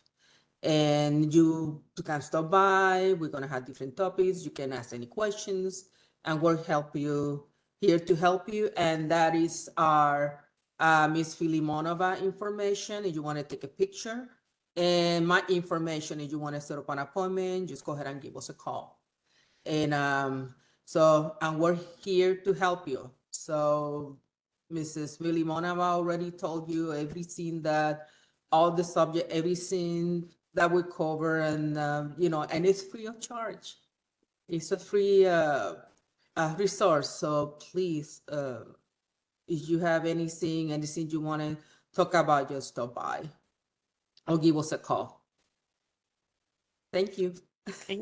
I'm gonna I'm sorry. These are also some of the other groups. I don't think I was doing well with my changing. I apologize. But I also wanted to point out, guys, this is another resource that you should be checking in from the very beginning. That's why they're having this open house, okay? A lot of the things that are going to end up happening is you're going to stress out. Like, it's just going to happen. You realize this, right? Yes. Like, at some point, you're going to stress out because you have life, work, family, and a class, right? So I always recommend you go check in with them, introduce yourself, let them know who you are, and then you can check in periodically, just let them know, because at some point you are going to need their help. And it doesn't mean that you're going to be in a super crisis mode. What we're trying to avoid is that you do get into this super crisis mode. And again, start your resources from the beginning. This is one of those that you definitely want to start from the very beginning. So thank you very much, ladies, for always giving us so much support. Appreciate it. Thank you, Mariceli, for such a great introduction. No, they're special to my heart. Look, I'm going to tell you, I have sent so many people down that way because of that. And a lot of the times I used to actually, I'll give you one quick story. I had one employee, she was a student, and she was like, oh, my father is in hospice. I was like, oh, okay. You need to go to talk to them and introduce yourself now, because your father's going to pass away, And if you're waiting until he passes away to have a conversation, it's going to be much harder. Mhm. Introduce yourself now so that once he passes, if you need their support, they know who you are and you don't have to start from the beginning. They know who you are, they know what you need, and then go from there. And she did. She listened. Good. So, highly recommend it. All right. I don't know if Aubrey is here. Let me see. Aubrey? Aubrey? No? Okay. So we have a residence hall, guys. I know a lot of you may or may not know that, but here, if you're in the Killeen area and you need a place to stay, we actually have a residence hall. It's a co-ed room, not room, co-ed residence hall. And part of what you pay to live there includes 15 meals per week, free laundry, study room and game room, and free internet. You can use financial aid for room and board if you still have some left over, which a lot of people do. But the only thing is that you do have to be a full-time student. So that means you have to have 12 credit hours per semester to be considered full-time. And so if you are interested in having that experience, if you want to come move in, please contact the residence hall. You can email them. I know that they're working right now on getting a lot. Actually, I think a lot of the residents are moving in at either tomorrow or Friday, probably tomorrow, and then Friday they're getting them squared away. But that doesn't mean that you can't move in if you need to move in later, as long as they have space. If, maybe you're okay now, but later on you're like, oh, wait, you know what? I really do need a place to stay and I need to stay in I want to stay in the residence hall. Then you can go ahead and start that process at any moment in time. So that's another resource. Now we're going to talk to Dr. Christy Schenk. I'm going to ask her to step forward. She is our Director for Disability Support Services. Thank you, Mariceli. Can you hear me? Yes. Okay, great. I wanted to share some information about disability services that are available to students who may have a disability. What our department does is we can help set up classroom and academic accommodations for students who have a qualifying disability. That means that you have to have a disability under the Americans with Disability Act. The disability can be a physical or a mental related disability, for example, learning disabilities, depression, anxiety. There's a wide range of disabilities. If you're not sure if your disability qualifies, you can always reach out to us and I'll put our contact information in there and we'll be happy to talk to you about that. To get services, the student has to self-identify to our office. We do not seek out students with disabilities. So that's a major difference between high school and college. So if you do have a disability and need accommodations, it's important that you self-identify to us. You do have to turn in a medical documentation to us to substantiate a qualifying disability. And that means that the medical documentation needs to state what your disability is, how it was determined, how it affects you in a learning environment, as well as some of the accommodations that the medical provider recommends that you may need in relation to your disability. You also have to complete a student intake process with us. Those are e-forms in the eTrieve system. You can request accommodations at any time during the semester. However, accommodations are not retroactive. So we do advise that you do reach out to us to get accommodations set up at the start of the semester. Accommodations are based on the student's disability. So it'll vary from student to student as well as which classes you're taking. Some examples of reasonable accommodations, as you can see from the list, are extra testing time, a separate testing area, a testing reader, a note taker, sign language interpreter. Again, it's just dependent upon what your disability is, and they have to be reasonable accommodations. We do not provide accommodations of a personal nature. For example, we don't provide eyeglasses, wheelchairs, a personal care attendant, transportation, anything that's considered a personal accommodations is not something that we do provide at a college level.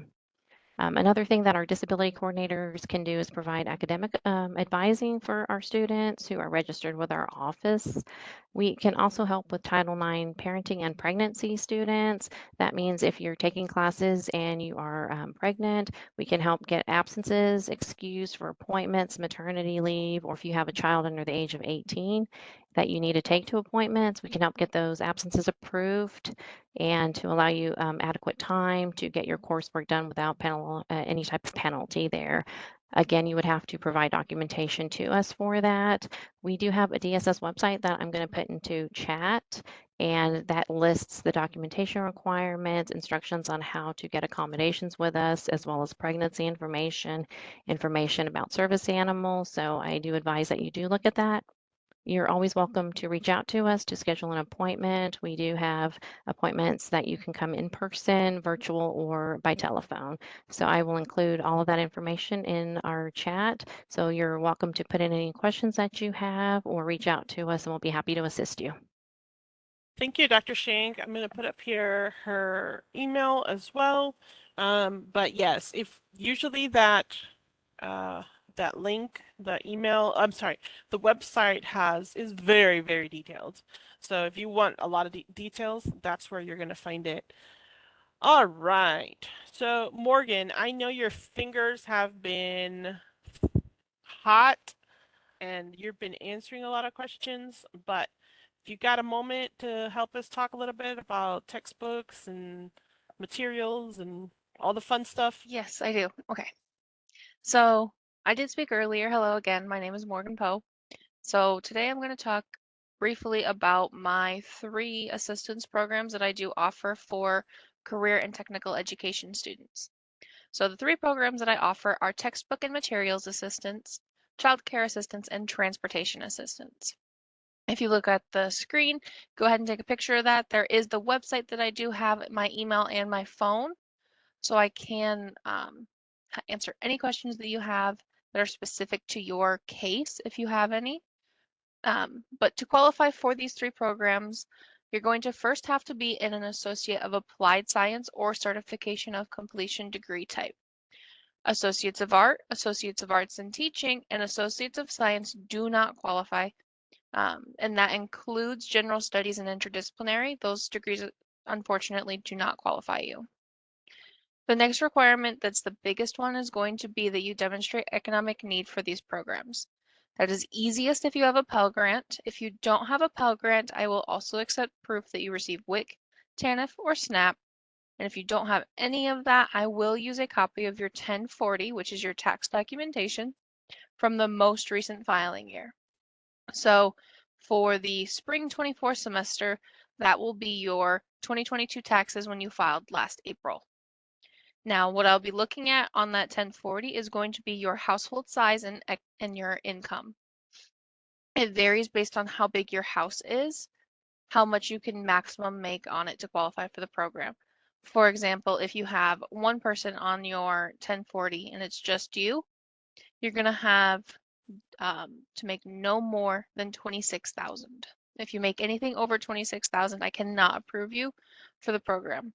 So if you have specific questions on the number of people in your house, how that works, go ahead and just shoot me an email or give me a call and I can tell you that information. The other thing that I get a lot is going to be students who are dependents on somebody else's SNAP, TANF, WIC, or their 1040. That is perfectly fine. I do not care whose it is that you're on as long as I see your name on it to qualify you. All of these do have to be active and current. So for SNAP, which is also called food stamps, if you're in the food stamps program and you turn in documentation that expired in December for January books, I cannot approve you because you're not currently in the program. You're not active in SNAP for me to give you books. Now, if you turn in documentation, say January 30, and I process your application February 1, that is perfectly fine that your documentation says says you received SNAP in January but not February because you applied in January. That's perfectly fine. The other requirement is going to be for textbook and transportation programs that you're in 6 credit hours, or if you're in childcare, you're trying to get the childcare program, you have to be in 12 credit hours. Now for Both of these, well, all three of these programs, it's going to vary if you're in CATE classes. If you're in something like welding or graphics and design, you can only take one class at a time for those. And I do work with you on that because you're not going to show 6 or 12 credit hours, but you are full-time. The final requirement is going to be that you're in a 2.0 GPA or more. If it is your very first semester, which most of you it is going to be, that is waived. These are semesterly programs. You will have to reapply next semester. Now, that was a lot of requirements. Here's what the programs do. Textbooks and materials assistance, I can get you your books for free, and anything required for your course that is in the bookstore. I am dependent on the bookstore. If the bookstore does not have it, you either have to wait for me to purchase it from them, or I cannot purchase it at all because they do not ever carry it. Things like that would be nursing uniforms. Nursing uniforms do not come from the bookstore. I cannot purchase them. But culinary uniforms are in the bookstore and I can purchase those. Now, textbooks, I usually have a running stock of some of them. Now, I don't all the time. So if I don't have your book, I do have to wait for the bookstore to have it if it is out of stock at the bookstore. And then for the program, I cannot get books for retaken courses or courses that are not on your degree plan. They have to be on your degree plan and they cannot be retaken. But other than that, your books are free. They're for you. They're yours at no cost to you if you go through the program. For transportation assistance, that is going to be one of two routes in the program. First, I can get you $50 a month for your in-person on-campus classes. It does not go up if you have more than one in-person course. It is $50 flat rate. And that will be sent to you at the end of the semester. Or you can do one or both. It's and or. The transportation assistance program also allows you to get a second separate $50 for your clinicals or internship. If you have a required internship that is in person for your degree plan, or if you're in clinicals, you can get up to $100 a month for travel.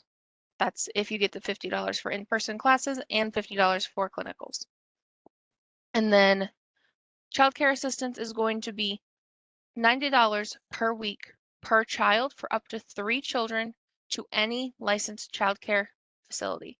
If they are an at-home daycare and they are licensed, that is perfectly fine. They just have to be licensed. That was a lot of information. Again, my information is on the screen. The website with all this information that I did tell you is on the screen as well. And I will be in the chat if you have any questions. Thank you. Thank you very much, Morgan, because she is our chat guru. If you don't know, if you haven't realized it already, she's the one answering most of those questions. Again, I want to bring it back. If you have any questions that we have not answered yet, please go ahead and type them in. In the meantime, these are the two emails that you can actually take a moment, take a picture of them. If you at any point have any questions and you're stuck, these are two great resources for you to check and make sure that you get answers to your questions. Okay. All right, let's see here. How are we missing answering any questions? Because I know Morgan's pretty good about it, but is there any other burning questions or anything else that we really need to address or look at or that we haven't actually talked about?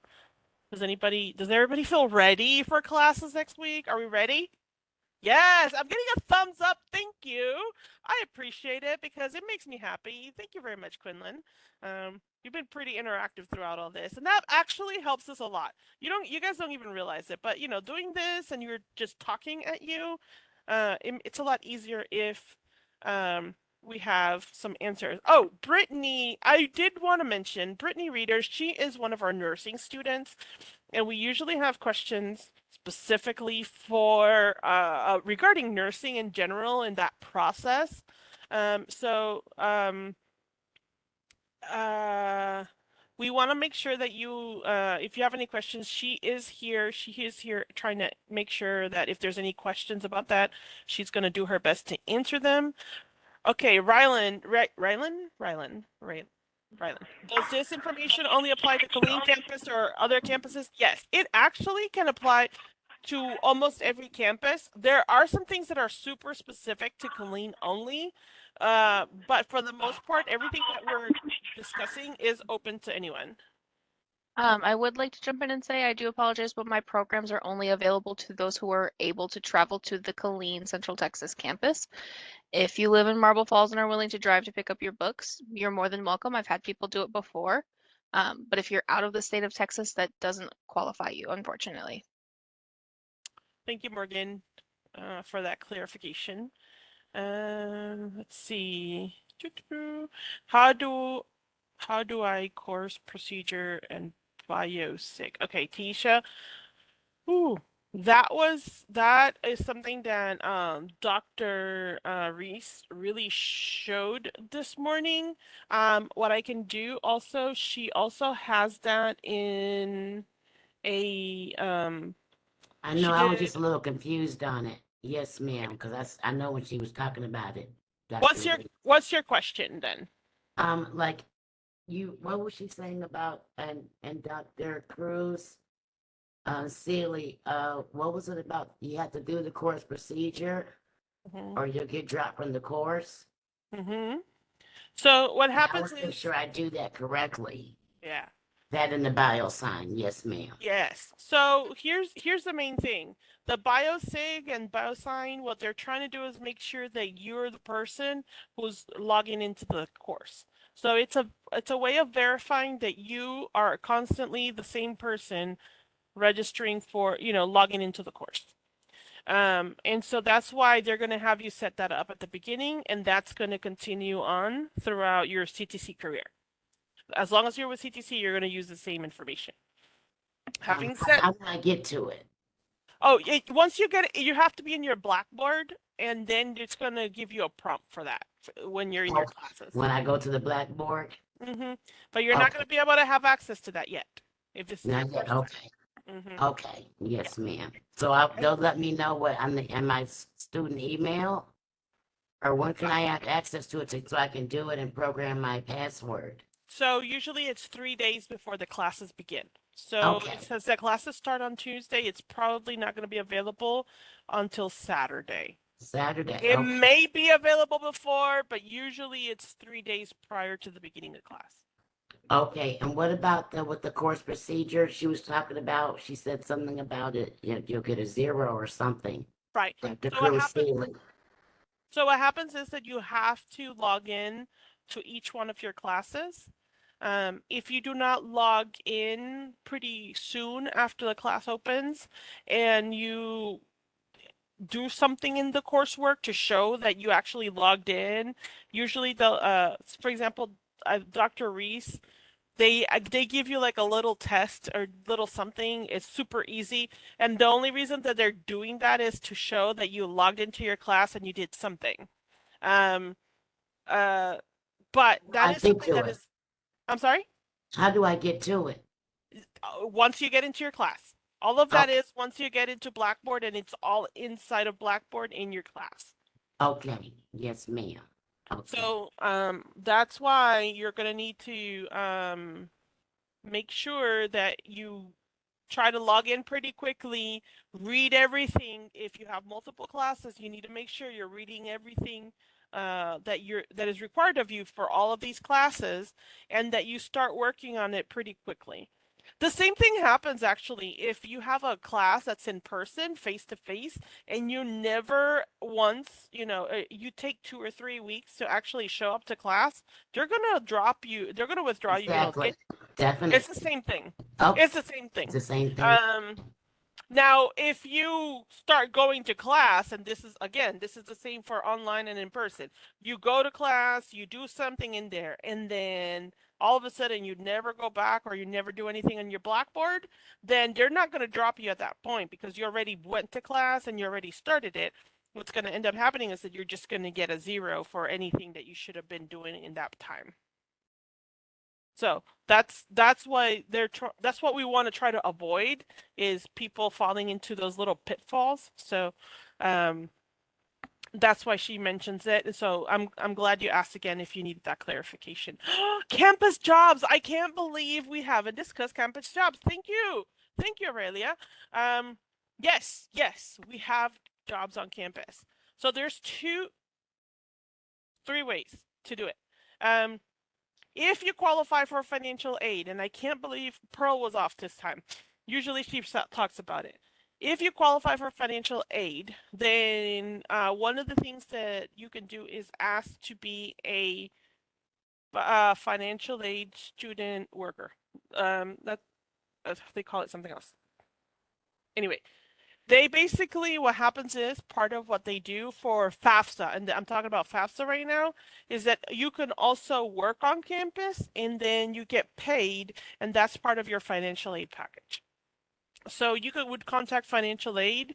If you qualify for financial aid through FAFSA, you contact financial aid, say, hey, I heard something about being a student worker.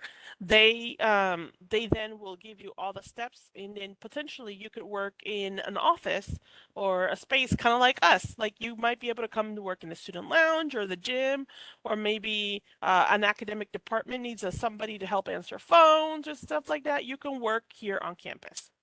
That's one way. Two, VA, if you're a VA student, they have a similar program, but it's only for VA students. So you would contact the Ms. Brett and her team over there for veteran assistance, and they will tell you all the steps that you need to do, and then you would work in the VA office as a student worker. The third way is that you go to the CTC website and there are jobs that are posted specifically for students. I haven't seen it yet. I requested it today. I don't know if it's posted yet, but for example, I am hoping that they will post pretty quickly a student worker position for student life and activities. And that is something that you could do. You would work here on campus and you request that through the regular job postings on the CTC website under the employment page. So those are some of the options available to students. I think those are the main three ones. And you can always look. The student positions that are posted on the website, it depends on availability. So for example, if I have a student this semester and they're still taking classes next semester, they'll stay with me until they leave, as long as they're still, doing what they have to do. But if they have, as opportunities come up, we try to post them online. So be on the lookout for that, because I know for a fact today I requested that. I don't think it's going to show. Mine is not going to show up today because my boss is not here today and she has to approve it before it goes through. But that I'm hoping will be coming up soon as an option. So yes. Thank you. That was a great question. Thank you, Aurelia, because I do like to talk about that, especially when I have potential job openings that need to be filled. And they're student worker positions, so thank you. Let's see, any other questions that we maybe haven't talked about yet? Oh, there's more stuff here. Okay, let's see. Oh, I didn't scroll. I'm sorry. I should have scrolled. Any information for students wanting to transfer to a bigger university? Yes. Oh, Aurelia. Great question again. Okay, so the other thing is, if you want to move to another university, in our advising team, we actually have what we call a transfer counselor. And the transfer counselor is somebody that you can talk to and they can help you figure out what you need to do between here and the other institution that you're looking at.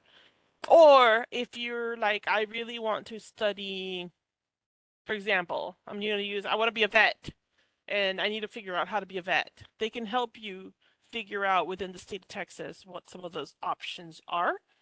And so that way that you're looking at the correct degree plan and you're looking at what those universities are going to require so that you are taking the shortest, most direct route to whatever that goal that you have.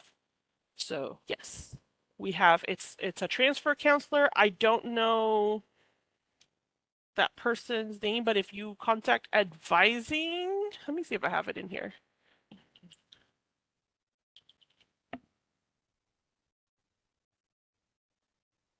See, they can help in advising if you explain to them what you're trying to do. they will help you figure out exactly who the person is that you need to talk to. And most advisors can help. But they do have one person that's specifically a transfer advisor. Thank you, Morgan. Again, she got the info. What's another good question? Anything else that we need to be addressing that we've forgotten about? Because those are really good questions. Is that a question? Somebody unmuting themselves, or was that an oops? Morgan, are you talking to us? Yes, I am. You are. I cannot hear Sorry, you well. my mic was not down. Thank I you. apologize. Transfer advisor articulation agreements. Those are important, and I always butcher them when I try to explain them. Can you? So, kind of. So, for example, CTC has a very close relationship with Texas A&M Central Texas. So, and they're for those of you that are local, we're literally down the road. For those of you that are not, it's okay. But we do have a very close agreement. We will work very closely with them. Texas A&M, for example, will they do not offer the first and second years of a bachelor's. They only offer the third and 4-year classes. So we offer the first and second year. They offer the third and fourth. So we work really, really close to make sure that if a student wants to finish a bachelor's over there, that they're on the correct degree program here. So that is definitely something that you want to do. An articulation agreement means that CTC has an agreement with a university or college so that our classes will transfer easily into their classes. So, and that is something, it'll be like a direct line. That happens with Texas A&M down the road, but they're not the only ones that we have articulation agreements with. We have articulation agreements with a lot of colleges and universities all over the United States because CTC works very, very closely with our military students. And so it is not just here in the local, it's also available in, in a bigger sense. Morgan did put in a link of the institutions that we have articulation agreements with. A lot of them are, state schools, not all of them. But if you go to that website, let me see. If you go to, I'm going to go to National University because it tells you how, like the degree plans that we have discussed that are what we do transfers directly to their stuff. And it explains to you exactly how it works. So that is the articulation agreement. And then what was the other one that you said, Morgan? It wasn't another one. I just sent the direct contact to the transfer advisor because I found it. Oh, okay. Transfer advisor is going to be 526-1667 and transfer.advisor@ctcd.edu. Yes, thank you. Mm-hmm. So you can get a better idea what you do here and where it transfers. Now, CTC is a Texas community college. So within the state of Texas, if you go to a Texas state school, the codes are going to be the same. So English 1301, if you see ENGL 1301, if you're at CTC, it's going to be the same class as if you take it in UT over in Austin, or if you go to College Station, Texas A&M, or any other state school. Because there is we use the same codes, and there is an agreement that they will accept CTC classes because we're a community college for the state of Texas, they'll accept them directly. Now, there's little caveats and little things. So you should always, if you're looking to transfer to another school, you should always talk to them as well and see what their requirements are and what little caveats they may have, little things that might be slightly different. Because even though they may accept, for example, English 1301, they may also require you to take a different class because it's specific to that degree plan, or like a different English class because it's specific to that degree plan and it makes more sense to them. So always talk to the institution that you're looking to transfer to, but that's what a transfer counselor can help you figure out all those little details. Great question. What else? Other questions, thoughts, ideas? No? Going once, going twice. All right, well, I hope you guys feel like you got answers to your questions. I hope you feel ready for the new semester here in the spring. If nothing else, now you know who to contact if you get stuck. Not if, when you get stuck. It's going to happen, guys. We don't expect you to know all the answers and remember everything. Just know that when you have questions, you know who to go to, ask the questions so you can get assistance. We are recording this, and we eventually are going to upload it to our YouTube page, the Central Texas College YouTube page. So if you want to refer it back to that, you're also welcome to do that. I know that can definitely be helpful for you guys. So take your time, get ready. Your classes should start on, you should be able to access those classes on Blackboard. If you have the time this weekend, go into your classes, look at the syllabus, start planning out, take out your planner, maybe get yourself a planner, start filling it in, see what you're going to do, how you're going to do it, and where you're going to get your answers. All right, guys.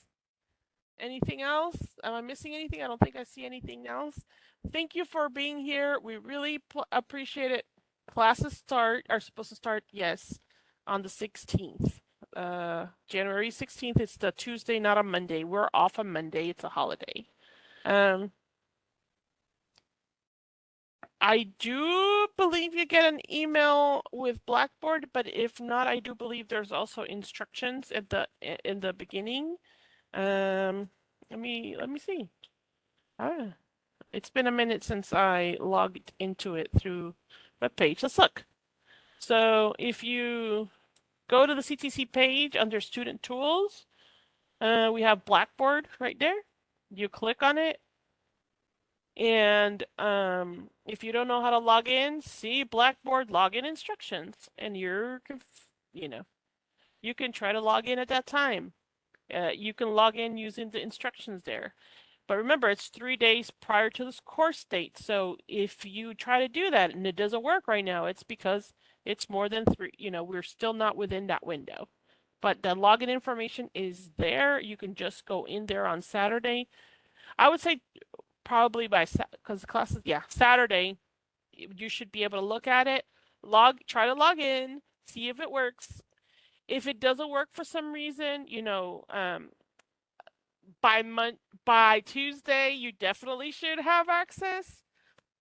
If you don't have access on Tuesday, then you definitely need to contact Blackboard technical support. That information is there in the page. Also, it tells you how to contact them so that you can see what's going on and why you're not why your class isn't there. If you're paying out of pocket, make sure that you have paid for your classes as well, because that's another thing that happens if you haven't paid for your class. Come day of class, if you haven't paid if you're supposed to pay out of pocket and you haven't paid out of pocket, then they'll drop your class. So make sure that you do that as well. Those are some of the things that unfortunately we end up finding about, kind of at the last minute, and then you have to scramble. So we don't want you to scramble. Hopefully by doing this, you're going to be ready and you're going to be that much more prepared than the people that didn't stick around and listen to what we have to say. That's my goal. That's what I hope. All right. What else? Anything else? Yes, no, maybe. All right, guys. This is it. That's all I have to tell you all today. You're welcome to come join me tomorrow. We're having an in-person orientation tomorrow.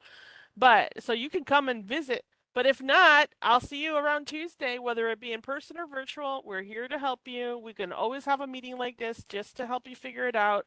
So thank you, thank you, thank you. The one tomorrow starts at 9, but we're going to have tables available starting at 8 so that people can walk around and get information about different different departments. So I recommend everybody start checking in at around 8. Walk around, get yourself settled, maybe grab some coffee, you know. Yes, Maki, and you need to come up and say hi to me because Maki and I have talked a lot over the last semester, mostly virtually, but I want to make sure we also make that in-person connection. So, all right, guys, thank you. Have a fabulous day. See you next week. And if you have questions, we're here for you. Yeah, you did it. You survived your orientation. Yay! See, I like it that you guys are excited. Yes, yes, yes. All right. Oh, blessings to all of you and good luck. Thank you, sweetie.